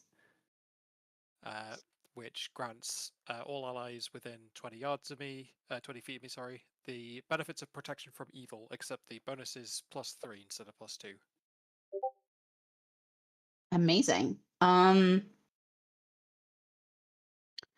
believe that doesn't currently extend to Sebastian, but everyone else is currently in it. Unless I'm assuming you're moving as part of this as well. Yeah, step forward to here so that Sebastian's in reach. 'cause I Amazing. Okay, can't do any damage right now, that's fine. so I will sit back. Okay, Whist, it's your turn. Yeah.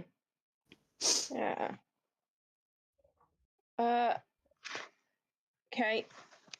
I am going to cast Summon Monster 2. Okay. And I am going to summon some dire rats. Let's Nice. clog up this room. Let's make Cool. it really hard for this guy I to love that. walk around. It takes a full round, so they will appear next turn. But you start to cast that. Are you moving at all? Oh no, it's a full round, so you can't It's move, a isn't full it? round, so that's Yeah, fine. so you're where you are. Divide. You start casting. Evie. 1d3. Evie, take 4 damage Yay! as your wound continues to bleed. That's fine. Nothing too bad. Evie very calmly will close the door and just turn to him and go, I suggest you do push-ups until you vomit. Can you make a will save, please? Amazing. Right, where's my numbers? Where's my will save? Oh, where is it on this? It's there. Did Interesting. You're going to look so foolish if he has absolutely no resilience and immediately vomits. He'll also look What's your utterly DC? foolish. What's your DC? The DC is 16. Ash, did you go over me intentionally because I was busy? Oh, sorry. I don't know how I did that.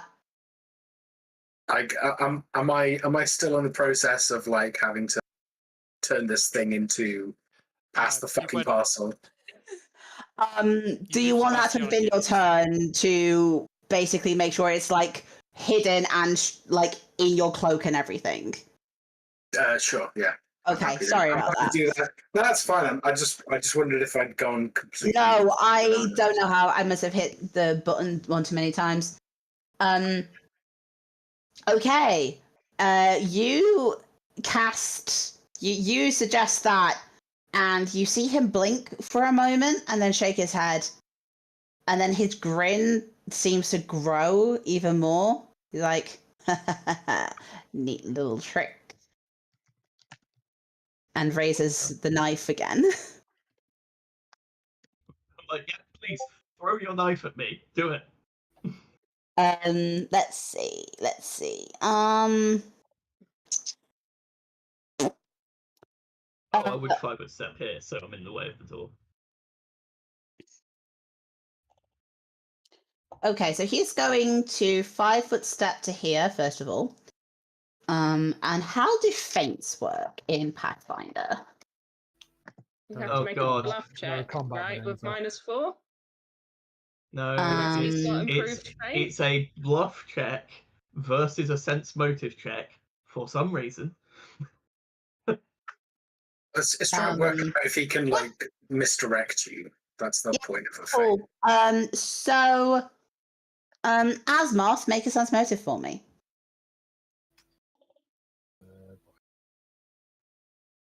And if he Nope. doesn't have All right. He twirls the knife, and it looks like, and like you're watching his movements, and he's coming, like, and trying to go for you around the rib, but he's just kind of like preparing for the action. Feint is a standard action, isn't it? Yeah, it is. Unless they He have has, like- improved feint. yeah, unless he has like a huge feat chain. I'm not even sure improved feint does it by itself.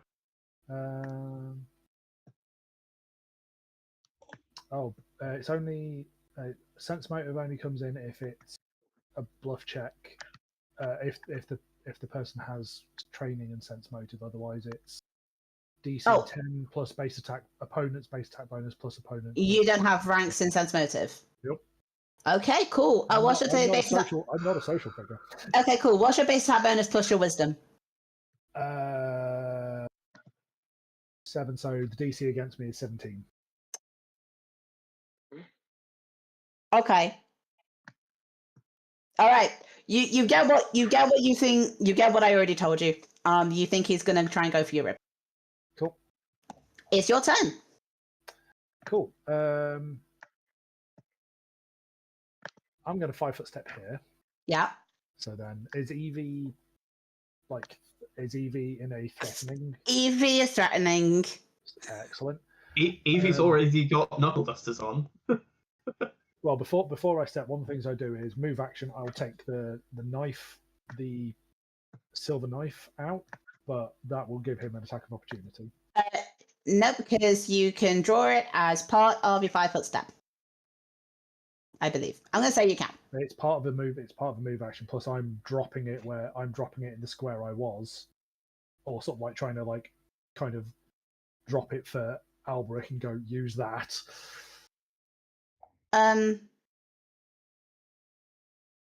Because it's free action to drop things.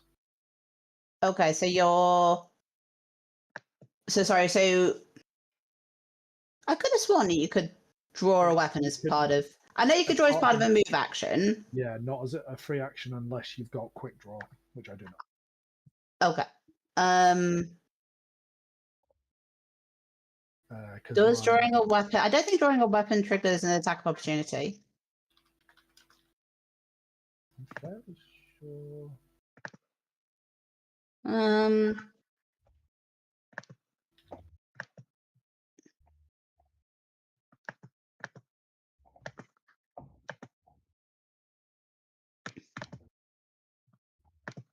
I'm gonna say that it will count as your move action, but it doesn't opportunity because it'll be in like a sheath.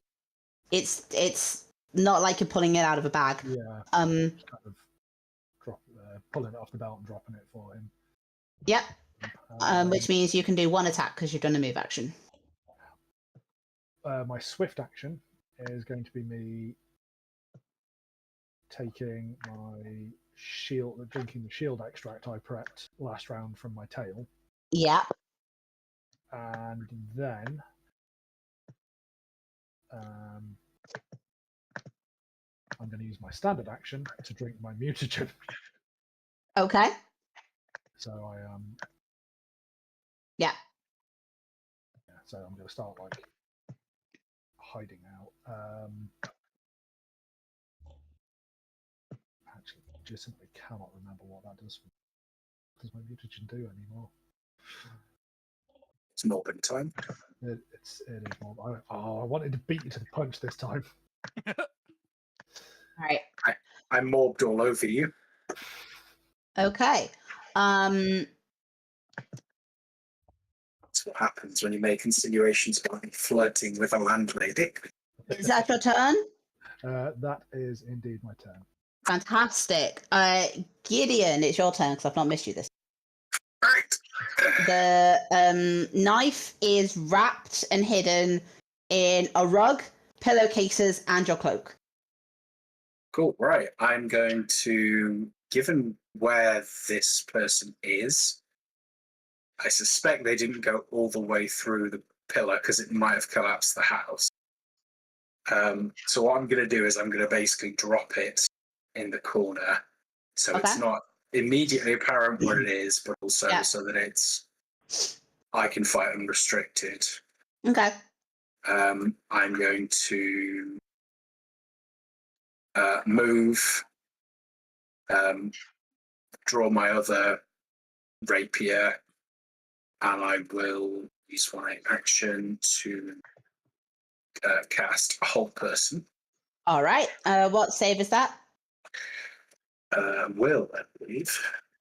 DC 16. Yeah, Will. So it's not the most phenomenal. You cast the spell, you see the magic settle on him, and as he braces to strike, he just kind of freezes in place. As he is held.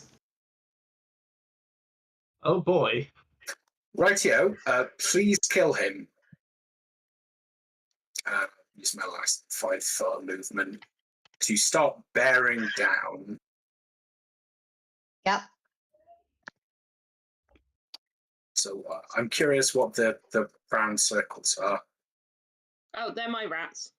Oh, I can give you actual rats. I was really trying to make actual rats appear and it just wasn't working, and I accidentally made myself another character sheet. I don't know. So I can give you rat tokens. I can make rat tokens for you. That is within my power. But first, because they've not appeared yet, Albert. I've got enough movement to make it there, so I'm within range. Fantastic. Got a 5 foot step there, and then coup de grace him. All right. He's paralyzed. Oh god. How does coup de grace? Massive pedant is coup de grace. What is it? Yep. I think you'll find it's coup de grace.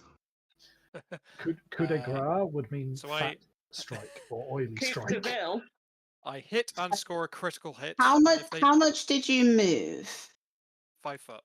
Yeah, okay, no, because it's a full round attack. Or it's a full round action. Fuck it, I'll smite him first. Okay. Automatically hit and score a crit, and then if he survives, he needs to make a fortitude save or die. Okay, cool. Roll your crit smite. Because this is an evil creature, so smite does work. And you've got a line weapon, so it's a good aligned weapon for the purposes of overcoming resistances. That's fine. Smite ignores DR. So All right. Mitu just hears, smokes the whole cigarette, screams, "One poor motherfucker! Let's go!" so it's double the dice and just the single bonus, isn't it? I forget how crits work. So crit. So you double. So you will double your damage dice, and you'll double your damage. I don't believe the smite doubles.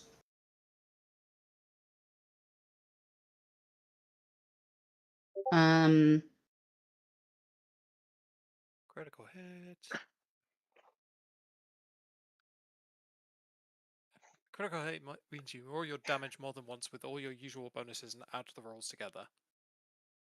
Yeah, it's just that if, for example, it was a magic weapon, the magic, like the magic damage on it wouldn't double with it. For example, sneak attack doesn't double on a crit. So I'm just double checking.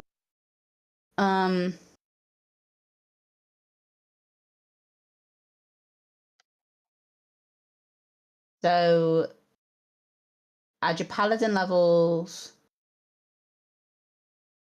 Oh no, you add your paladin level. Yeah. To the damage rolls. Why do I think it was an extra dice that you roll?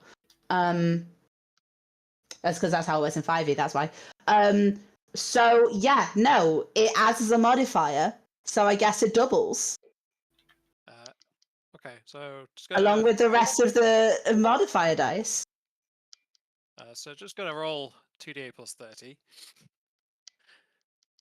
Cool. So he takes 42 points of slashing damage.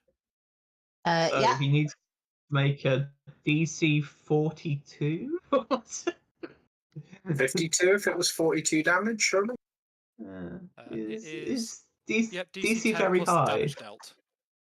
So he needs Yeah. to roll a DC 52 Fortitude saving throw or die instantly. Feels unlikely, but not impossible. Assuming that they took the full damage. Smite ignores all damage reduction. Oh yeah, sure. Yeah. Mitu, you don't know that he didn't have 50 temporary hit points. Somehow.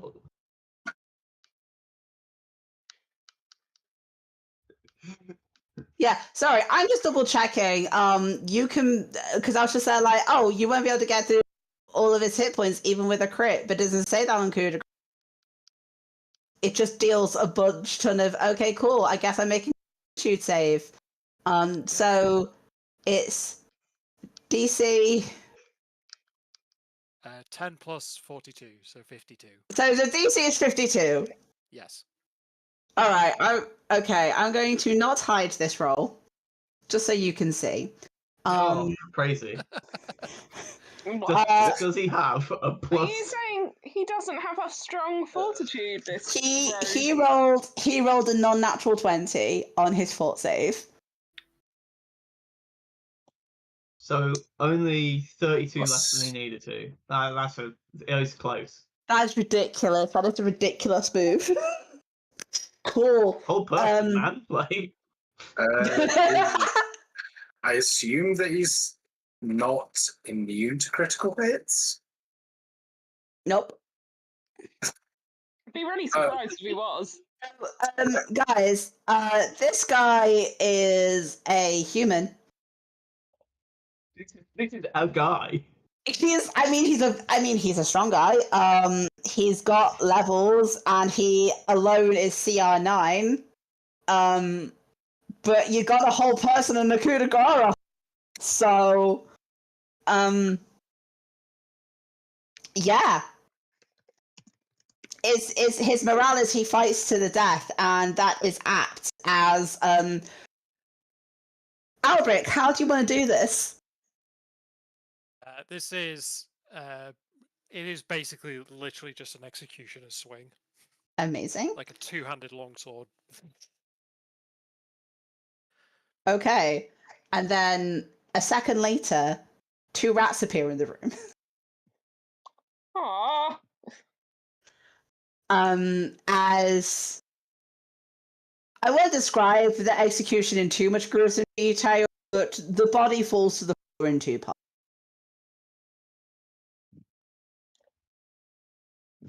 And you have defeated Volwex, and you have acquired an evil weapon, which you are not touching.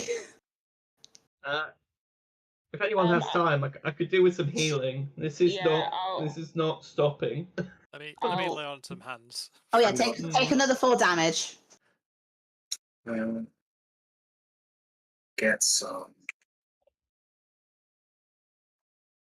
Get 7 points of further healing. And 4 points of lay on hands healing. Okay, hang on.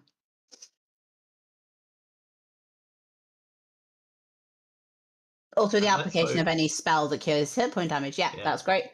So, the combined efforts of Alberic and Gideon not only heals you, but stops the bleeding. Good job, everyone. You're right, Lady Evie. Yeah, I've had worse. When we return, we can look in more Are detail. you I'm up sure. and down? Have you? What? Have you not done basic training? I'm surprised that you have.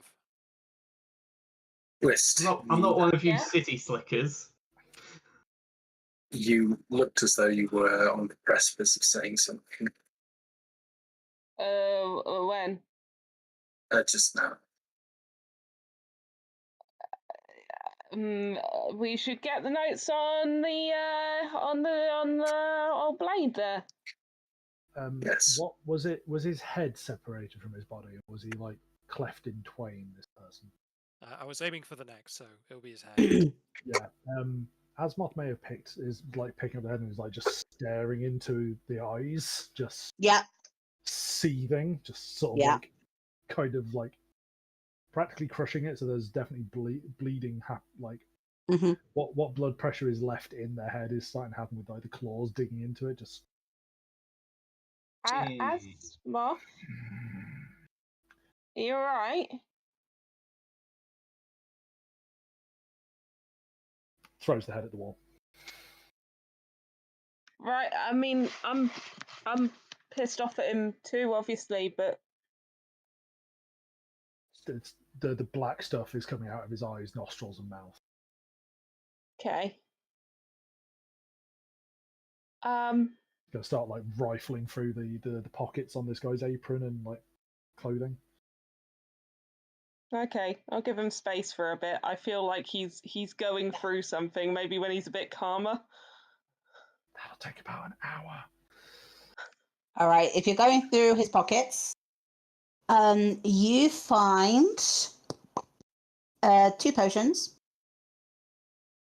His studded leather armor he's wearing, a buckler, a dagger, magic slippers, a set of masterwork thieves tools, and a pouch of gold.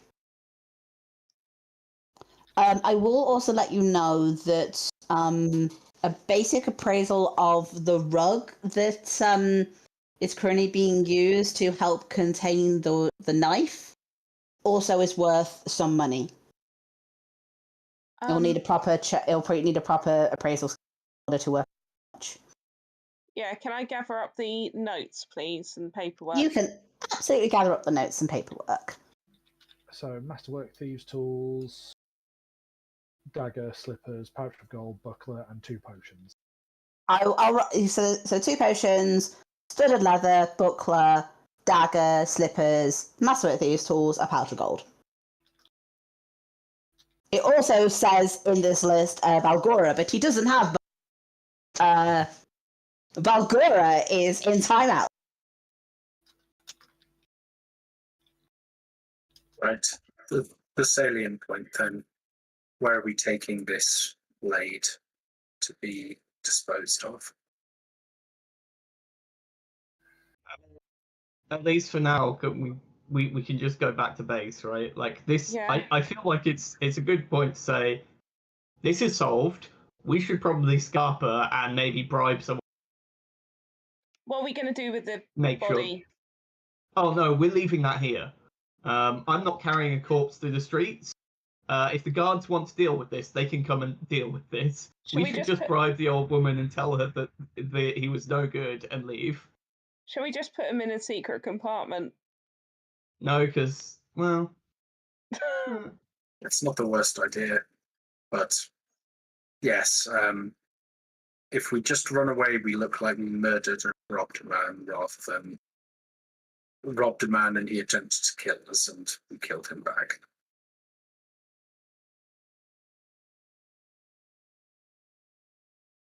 I can't imagine that the landlady will not notice the smell of blood.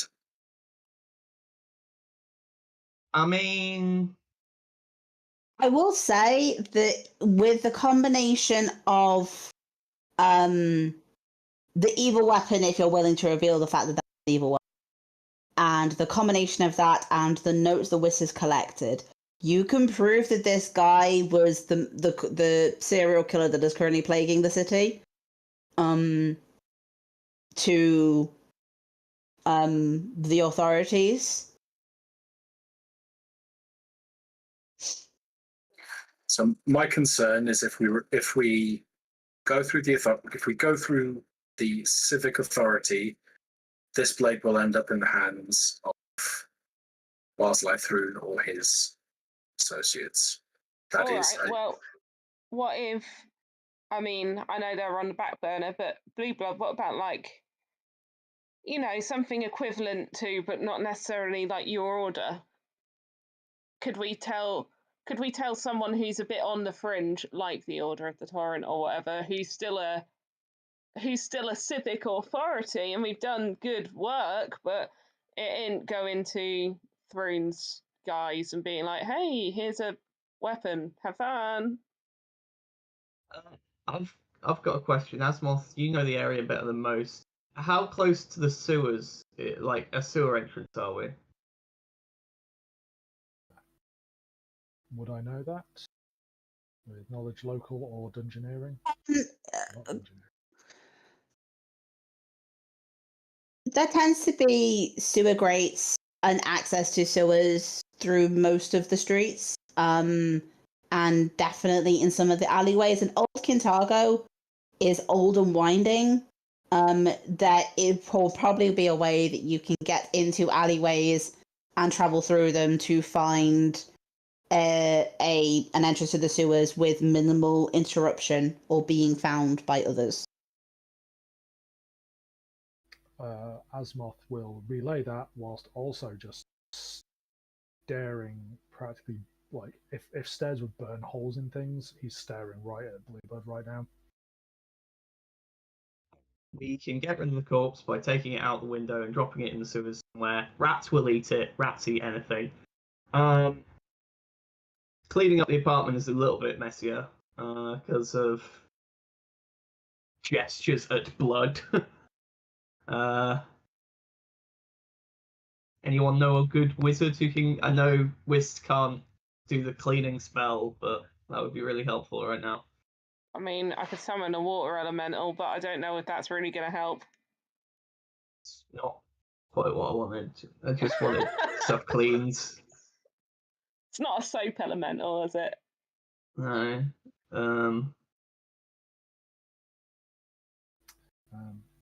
While this is being discussed, Asmoth is going to grab the remains, head over to the window, and drink an extract of monkeyfish. Okay. Oh, he's off. Literally just sort of like clamber down the side of the building with Oh. his body. Yep. I will walk over and seeing you going out, I will cast invisibility and be like, you've got like 4 like just to get into the windy bits. Right. You've got 4 minutes of invisibility to climb down the side of the building and find whatever, I'm assuming, an entrance to. It gives me a 10-foot climb speed, so I should be down the building fairly promptly. Yep. You'll have enough time to be able to get into Somali in 4 minutes. Cool. In fact, actually, I'd say make I also have invisibility extracts prepped. amazing. If you want to be just chugging those before you get to a thing, I'll let you use one and guarantee that you get to a sewer before being found. If you want to try and save them, make me a perception or survival check. For the sake of convenience, can we assume that we have opened his inventory, taken everything out of value, Yes. and That's he is now what- just Asmop has literally been like picking stuff off of him and out of him, so he's just like, Cool. "Mine." I'll say that the invisibility drops when you're about 15, 20 feet away from a sewer grate. Okay. No,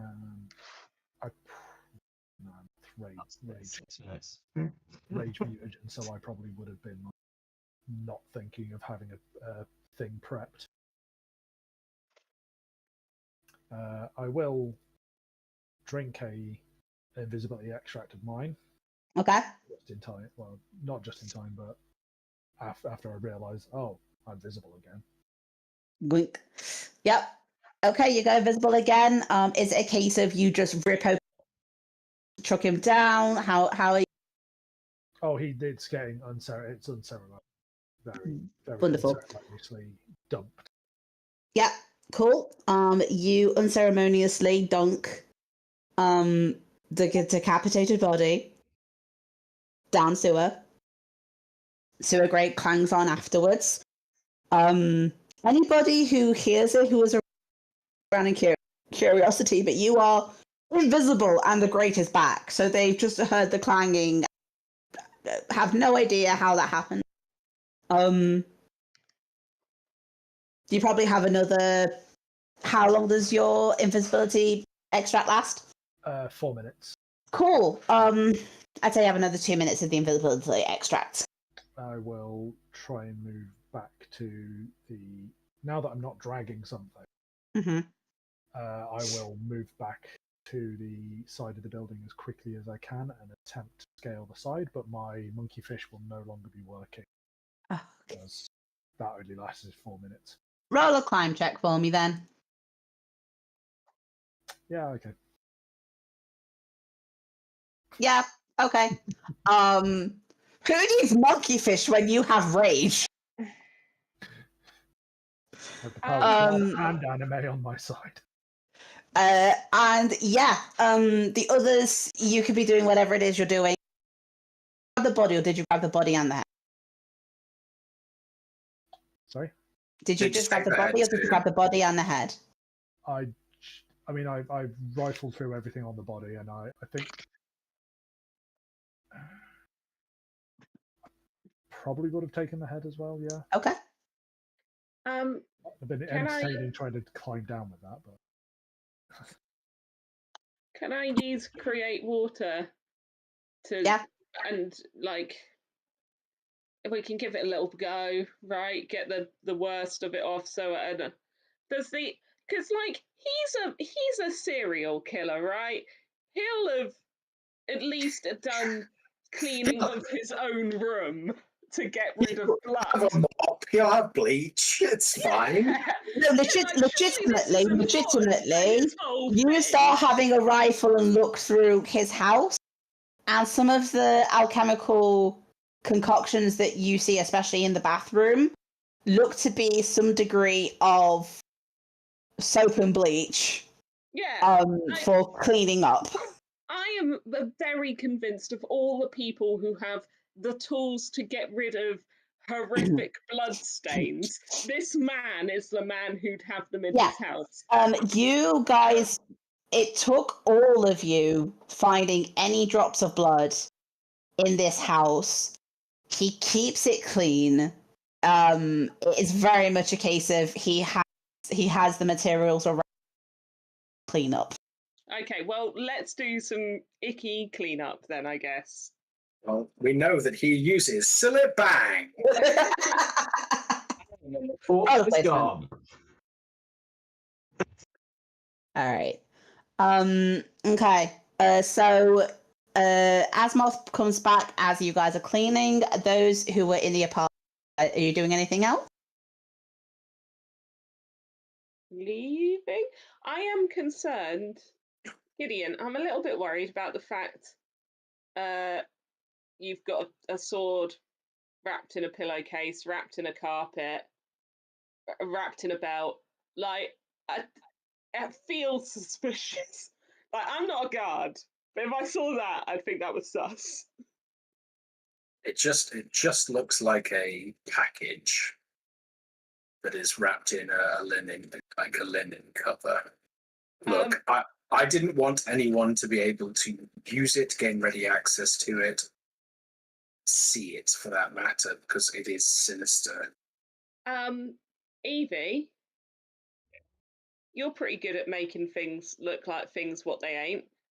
Can you do something just to make that look actually like a package and not like he's just pilfered something from a room? Like, he's done a good job, but If I was holding it, yes. Like, most of my stuff is to do with me rather than. Right, Like, yeah. I can make him invisible for about 6 minutes. I mean that'll help. That would be more suspect if the rest of us were to leave and I was. I'll pass the bundle over to Evie. Just Evie walks into the bathroom, closes the door. About 2 or 3 minutes later, comes out the bathroom. There is no package. Have you Yeah, done the we need- sleeves? Yes. Okay, Oh, cool. yeah. So did you, hold on. So all that damage to the outfit from earlier is gone. Hold on. For my benefit, did you like shove this whole thing like in part of your clothing, and then go shing shing shing shing? Kind of, yes. Okay, fantastic. Yeah. Amazing. Okay. It's just tucked into the back of. Are you walking 100% it's in the incredibly back. rigidly now? Really straight posture. I think it's just Right. like it's like comes back. It's struggling to do mopping properly now, but it's still trying. I know we have been hemming and hawing about this, but we do need to make a decision because this should not be in our hands for very long. I think heading back to the safe house. If you feel it, I am surprised you would feel comfortable bringing something like that into the safe house. I personally think that getting more people involved with getting rid of whatever's in here is a bad idea. We've already seen this Belzor. Is it Belzor? Belgora. Belgora. Thank you. We've already seen that Belgora's like had an effect on loads of different people throughout time. I think if we set up protections and if we're ready to fight whatever's inside, I might be able to push it out. I don't necessarily disagree with that. I would rather do it also within a sanctified space where we have the advantage. So I don't know, but isn't the safe house wasn't that once a shrine? I don't know if it still is. it has actually got a shrine to Iomedae in it. Has it been so this is the pedantic question. Has it actually had like a hallow spell? Like I think most temples have a hallow spell. Not recently. Don't know how long they last. I don't know. You guys haven't done a hallow spell in the wasp nest. Or That I can Well, tell you. We could. It takes a lot of magic to do a hallow, doesn't it? Don't have I- the resources for that. Yeah. Like I know that there's some spells where like I think it's consecrate, where you can consecrate an area and then hallow. I think is the big boy version. Yeah, sounds about right. Okay. Well, we could take it back to your friend Evie. He'll probably have something consecrated near him. I mean, the issue with asking about a religion in a city where the religion is banned, they tend not to have things like consecrations because those can't be moved very easily. No, I know, and I realise that, but I feel like if anyone's going to know where the consecration is, it's going to be them. I mean, here's the thing: if we want to like buy ourselves some time, I can think of like several ways to hide an item. It's not going to be found, and it's probably not going to be magically discovered either, unless someone is very specifically looking for that item. I know a few ways of doing that. If we want to destroy it, that's a whole other topic. I mean, we can go to the Temple of Shilin. I'm not necessarily against it. I just feel like we're pulling in more people than we might need to and exposing more people to this. I will say this: these cleaning products are really good. We can speak to Hetamon as a first measure, but I do not think it is wise to bring this thing into a place that we must shelter in. Okay, well let's talk to Hetamon, see if he's got any suggestions. And if nothing else, if nothing else, a church of a good lined god would be a good way of laundering our involvement in this business. Again, finding one of those in this city is going to be quite tricky. Shilin in it. I will give Abadar his due. He is considered amongst the good gods. However, I have my own opinions on Abadar. I will remind you, Temple Hill has a temple to Zonkathon, the Temple of Not good. Abadar, which is the largest bank and moneylender, the Temple of Asmodeus, the Gardens, which holds the active graveyard, an old shrine of Aradon, which is abandoned, and Songbird Hall, which is the Temple of Shaylin. I And apologize. despite the fact that Abadar is not good. I thought Abadar was lawful good. He's lawful He's lawful neutral. neutral. That's why he's Neutral. that's why he's a piece of shit. He's lawful neutral. Yeah, no. So Songbird Hall is the local temple of Shaylin. The biggest worshipper of Shaylin was the opera singer, whose name has temporarily escaped me. She has obviously disappeared in amongst everything else that has happened. Things have become shaken. The temple still stands there, and there are still people in it. Like, the temple is still open.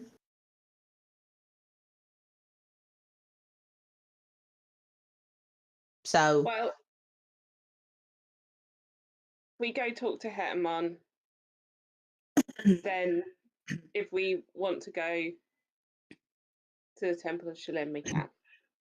the good news is that both of those things are in the south of the city, so you don't need to. So you guys can, once you've finished cleaning up, once Asmoth has returned from his jaunt, with new loot in tow, head off to Red Roof to discuss this with Hatamon. I can see this going one of two ways. This can either be a thing that you guys decide really quickly, or it might be something that causes discussion. And I'm looking at the time. Do you want to talk to Hatamon now and to work out what you're doing with the knife now?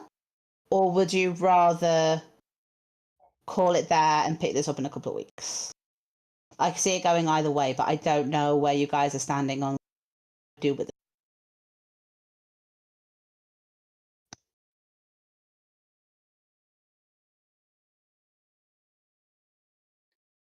So, like straw poll it. Yeah. I would favour trying to lure this through the Temple of Shaylin, and that way we don't get investigated by the cops Okay. directly, and a Church of the Good Wine God. And whether or not that is like we take it there and then we kick it, whatever's bins in is in it, do it that way, or we just take it to there and just go, sure, is this possible? And if it ends up not being possible, then we leave it with them. That's where I So I will say that when you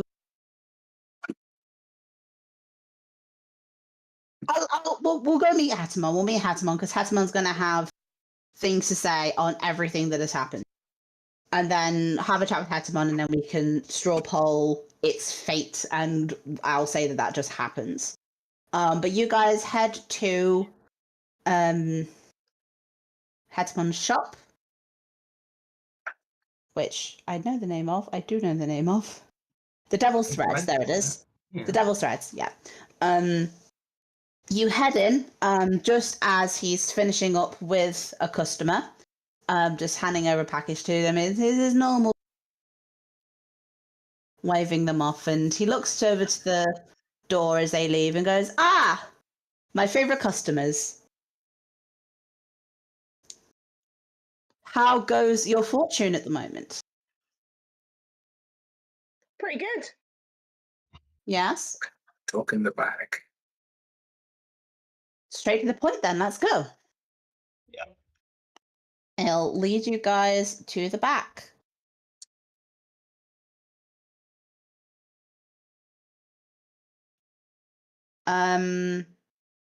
Into the main room that you now know very well. Hold on. Leads you to the back and turns around and goes, "All right, let me know everything."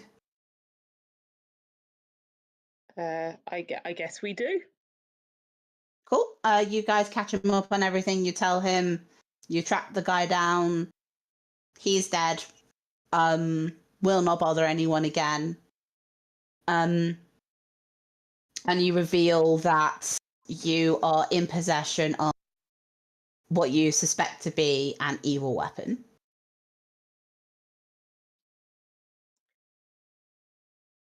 Well,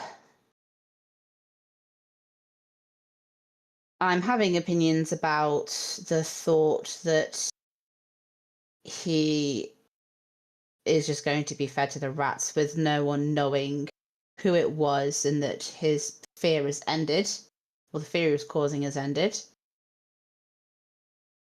But I understand the appeal of wanting to keep anonymity even good.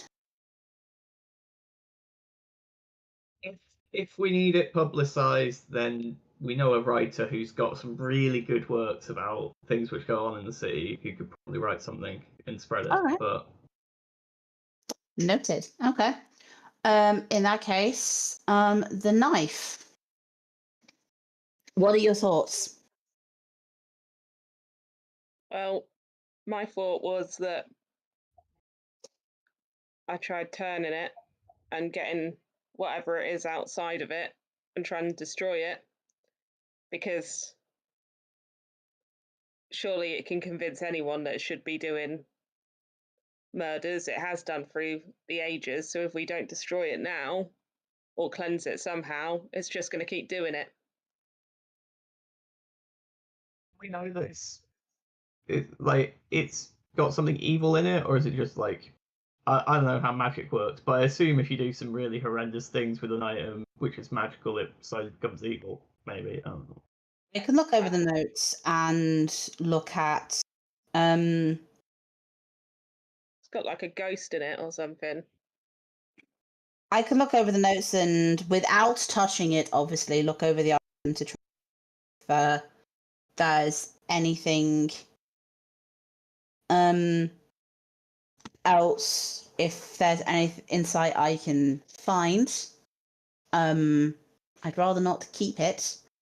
But I can, if you're all right, undoing your good work. We'll hide it again once I'm done. Yes, if you have any scrap cloth that I could use instead of my good cloak. Oh, yes. Well, Heel goes to go find you some cloth as you pull out and unravel your Balgora burrito. Evie goes behind a curtain, comes back holding it. Completely different clothes on. Looking a lot more relaxed in her posture. Weirdly, I think it's just set in. Like it's that classic like noblewoman thing of like now that the posture has happened, it's staying there. She's committed to it. Yeah. All right. You've unraveled it all. He has gathered. Still nice because it's Hetemon, but more worn fabrics, like maybe a little bit old. Like they've basically some of it is offcut and that kind of thing, and he just kind of makes that as a bundle and goes, right, okay. You said you had notes. Yeah, I'll pass him notes. Okay, so he starts looking over the notes, and as he does, he's just kind of got he'll have he actually brings out he tugs on a chain and gathers in his hand an amulet, which is notably in the shape of a rose, and he holds it in his palm and seems to be kind of concentrating with that while it's hovering over the knife while he's then reading through the notes. It's not possessed. There's no spirit trapped in it, despite what this individual thought. It's more like an impression of evil that it's picked up. But it is enough of an impression for it to have gained an ego. That doesn't sound good. If its ego is strong enough and it is in the hands of someone with a weak will, it will control that person and have it do its bidding. Based on the notes and based on the cult that it originally came from, its bidding seems to be death. It is not something that can be turned. It is not undead. Weird question. It's still like an item, right? It's not like a magical effect which will go spooky if you just break the thing it's on. What do you mean? I mean, I've heard that like there's special materials like adamantine which are really good at breaking stuff. So we could just physically break the item. Breaking magical items is not always as easy as that. You're gonna make me look at how to break magic items now, aren't you? Items for some reason because in another game I'm in currently, I know how magic items are broken really easily because that's what my character does. Yeah, all items have a hardness. If they're magical, like their hardness goes up slightly, and they also have a hit point value which goes up more if they're magical as well. But if it's a metal item, it's actually surprisingly easy to break. Okay. That It's is a lot, but it is definitely something that in theory is possible. Access to those tools. Unfortunately, I kept my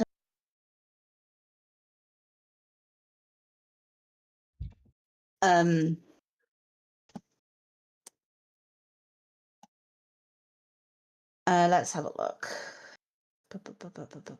But yeah, the reason I say adamantine is adamantine ignores hardness. What I love is they write all of this stuff about this item. It doesn't tell, like, it's not being given a hit point value, so I've got to calculate a hit point value for it. Is it a magical cookery? Because I can surprisingly really easy look these things up from notes. I don't know why. Oh, all right. Okay, it would. So the base thing is a +1 cookery with a bunch of extra effects on.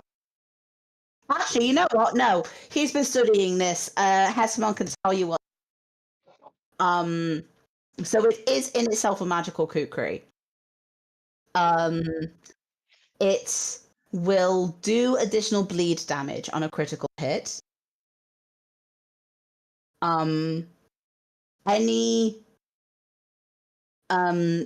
Anytime the wielder strikes a blow that deals bleed damage with this weapon, it heals the wielder. Yeah, that's fun. Vampiric. And also, once per day. Also, so it can also cast bleed at will, and once per day can cast death knell. It's pretty cool. It's pretty spicy. And also has an ego, so the way that works is basically opposed will saves. The highest one is in charge for the day. Or it's opposed will checks between you.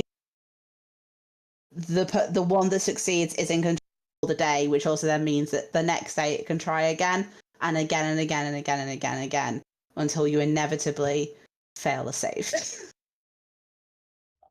Because the law of averages say, I mean, if you manage to fail my DC 16 person save, I suspect his will save is not the best. Honestly, his will save wasn't terrible. He just has clearly had this thing for a long time. It had time to worm its way into his mind. Go on. So, Have you done the math, Aurora? Weirdly, I think technically Albrecht might be able to destroy it. Okay. But that's only because it's got an ego, weirdly. Amazing. Because it has an ego, and therefore, because It can be also has an smited? evil aura, it can be smited.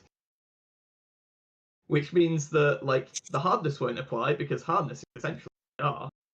Yeah. Which means it's only targeting its hit points, and assuming it's like a +3 equivalent weapon, that's 30 hit points it has, roughly. just go to town, Albrecht. And obviously, because it's an item, it can't heal. So Albrecht can literally use all of his smites in one day to just smite it. And then we leave it alone and put it in a box or whatever, and then come back to it, and then Albrecht can do it again. Smite lasts until the target is dead.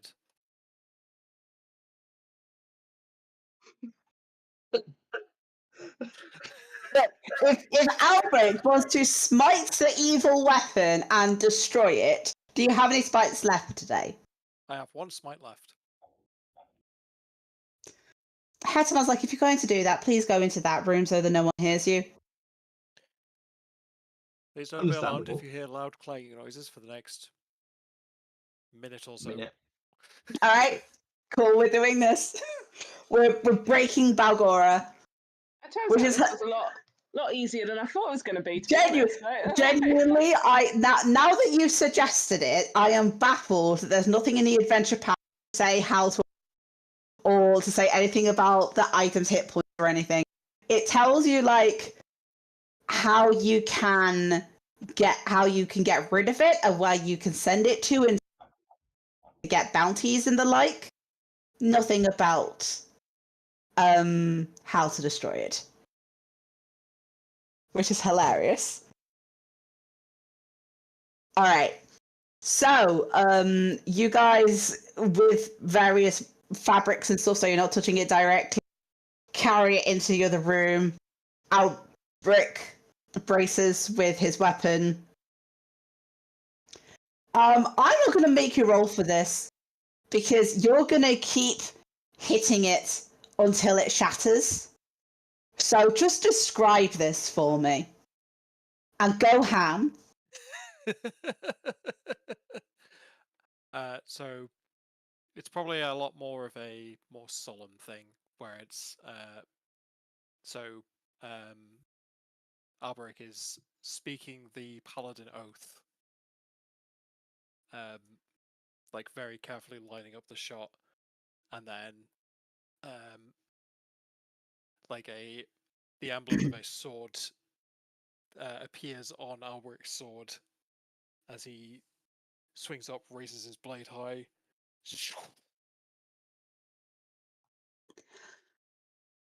All right. As you are saying the paladin oath, and as you prepare this, are the rest of you watching? Why not? Cool. I am prepared in case something comes out of it. So, I'm just double checking something.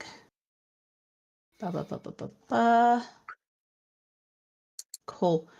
Yeah, so, as Albert braces, he goes to raise the weapon, and as you do, there's kind of not a physical wave, but something kind of passes through all of you, and you all immediately smell the smell of iron, feel like almost like the thick sense of blood on your skin, and just this overwhelming, unnatural evil and bloodlust, and it's kind of washes out in a wave. And after that wave, it then turns into rage and anger and disgust. And you start to realize as Albrecht goes to lower it that this blade knows what is about to happen to it. And it is angry. It is reaching out someone, a mind to be able to bend to its will. But before it can truly try to get its influence into any of you, the first blow comes down. Some of the metal chips off. The red aura on the blade flickers and then flares brighter. Another wave washes over all of you. Albert goes to strike again. Another chip. You see some of the power of the aura start to running through the ivory blade. Albert goes to strike again, and every single strike chips a little bit more off it. It causes another wave of rage, another wave of defiance, another wave of the need to spread pain and torment and death. And then the final blow comes down. And this flare of blood red energy comes up to meet it, but he slices through. And as he does, the knife shatters into pieces. The blade cracks and falls into 3 or 4 different pieces of ivory. There is a pool of blood that seems to have been inside the blade, and that spills out and spreads across the table that Albrecht was using as well. And the red light dies. You have successfully smited an evil weapon. An ancient evil weapon of the Skin Saw cult. A cult dedicated to the assassin god Norgaba. Well done, Blue Blood. And Thank Iamade, not me. we'll call the session there because that was dramatic as all heck. And yeah.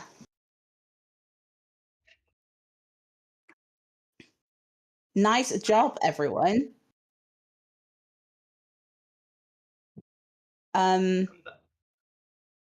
Yeah.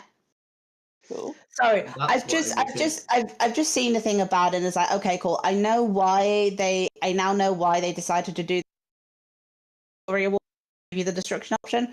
It's fine, I can work with it. What if we hand in the pieces and tell them we did part of the job for them? Can we still get paid?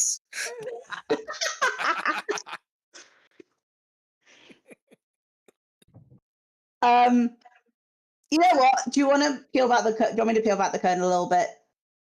Yeah. Yeah. Up to you. You Cool. don't have to. If you had given, so basically, a series of churches were going to reach out and put a bounty on the. If you had given the knife to one of the churches with the bounty, I won't tell you which, but one of the churches with the bounty, they would have rewarded you with a full gold value item as the reward.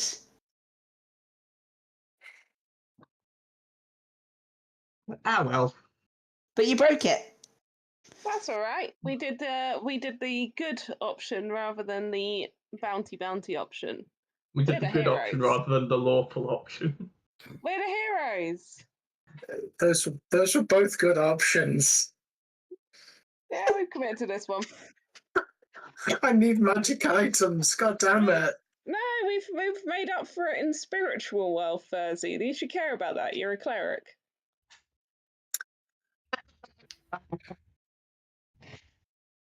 All right. No, I'm not going to pretend that I'm anything that I'm not. I am a war priest. I am a member of the clergy. I am not a cleric. Spiritual wealth. If only we had a worshipper of Shaylin who could have, gotten all kinds of nice things too from their god for. Yeah, but unfortunately we don't. We've got Caden Kalian, who doesn't have a representation really here. We've got Iomade, who's been chased out, and also possibly Milani, and that's massively secretive underground and not particularly massively financed operation. So it's her nature. Are we not pointing out that Asmoth has significantly used the temple in one of three training? I was going to say, this is the point where Sebastian looks at camera and the caption reads, "Am I a joke to you?"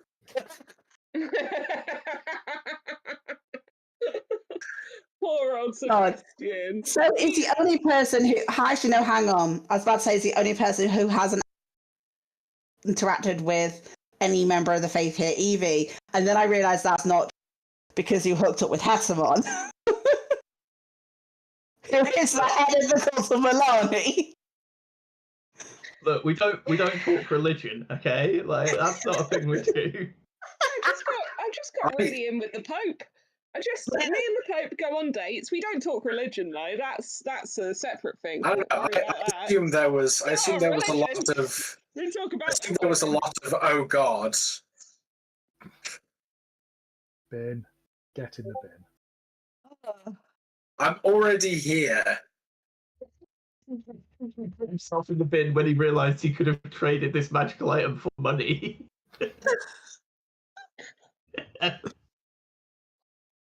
It's fine. I've got an idea. Is it that we get XP equal to the CR of that weapon? Which is probably pretty huge considering the amount of things it's. You get 7 XP. Yeah. Is that better or worse than just missing out on the thing? I think it feels worse. All right. Okay, so you. Sorry, what do we get the items? identified at some point as well. Yes. You know what? You're with Hatamon. I'll say the Hatamon. While you're there, so I will write up the full loot channel of what it is you guys found.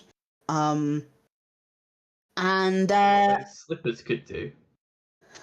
Could be anything. could be anything. I don't think they're magic. There's nothing to say they'd be magic. It's true. DM. We all dropped. DM telling us they were magic. We should. You should. Yeah. You should smite the They're just- slippers as well. They're just nice slippers. They're just nice slippers. Right. Okay. We're going to thank everybody who's been hanging around for this long and listening to these antics at the end. And bid you all adieu. We're actually going to see you in 2 weeks. Whee! Or at least we're going to try to, obviously, allowing. But yeah, 2 weeks' time.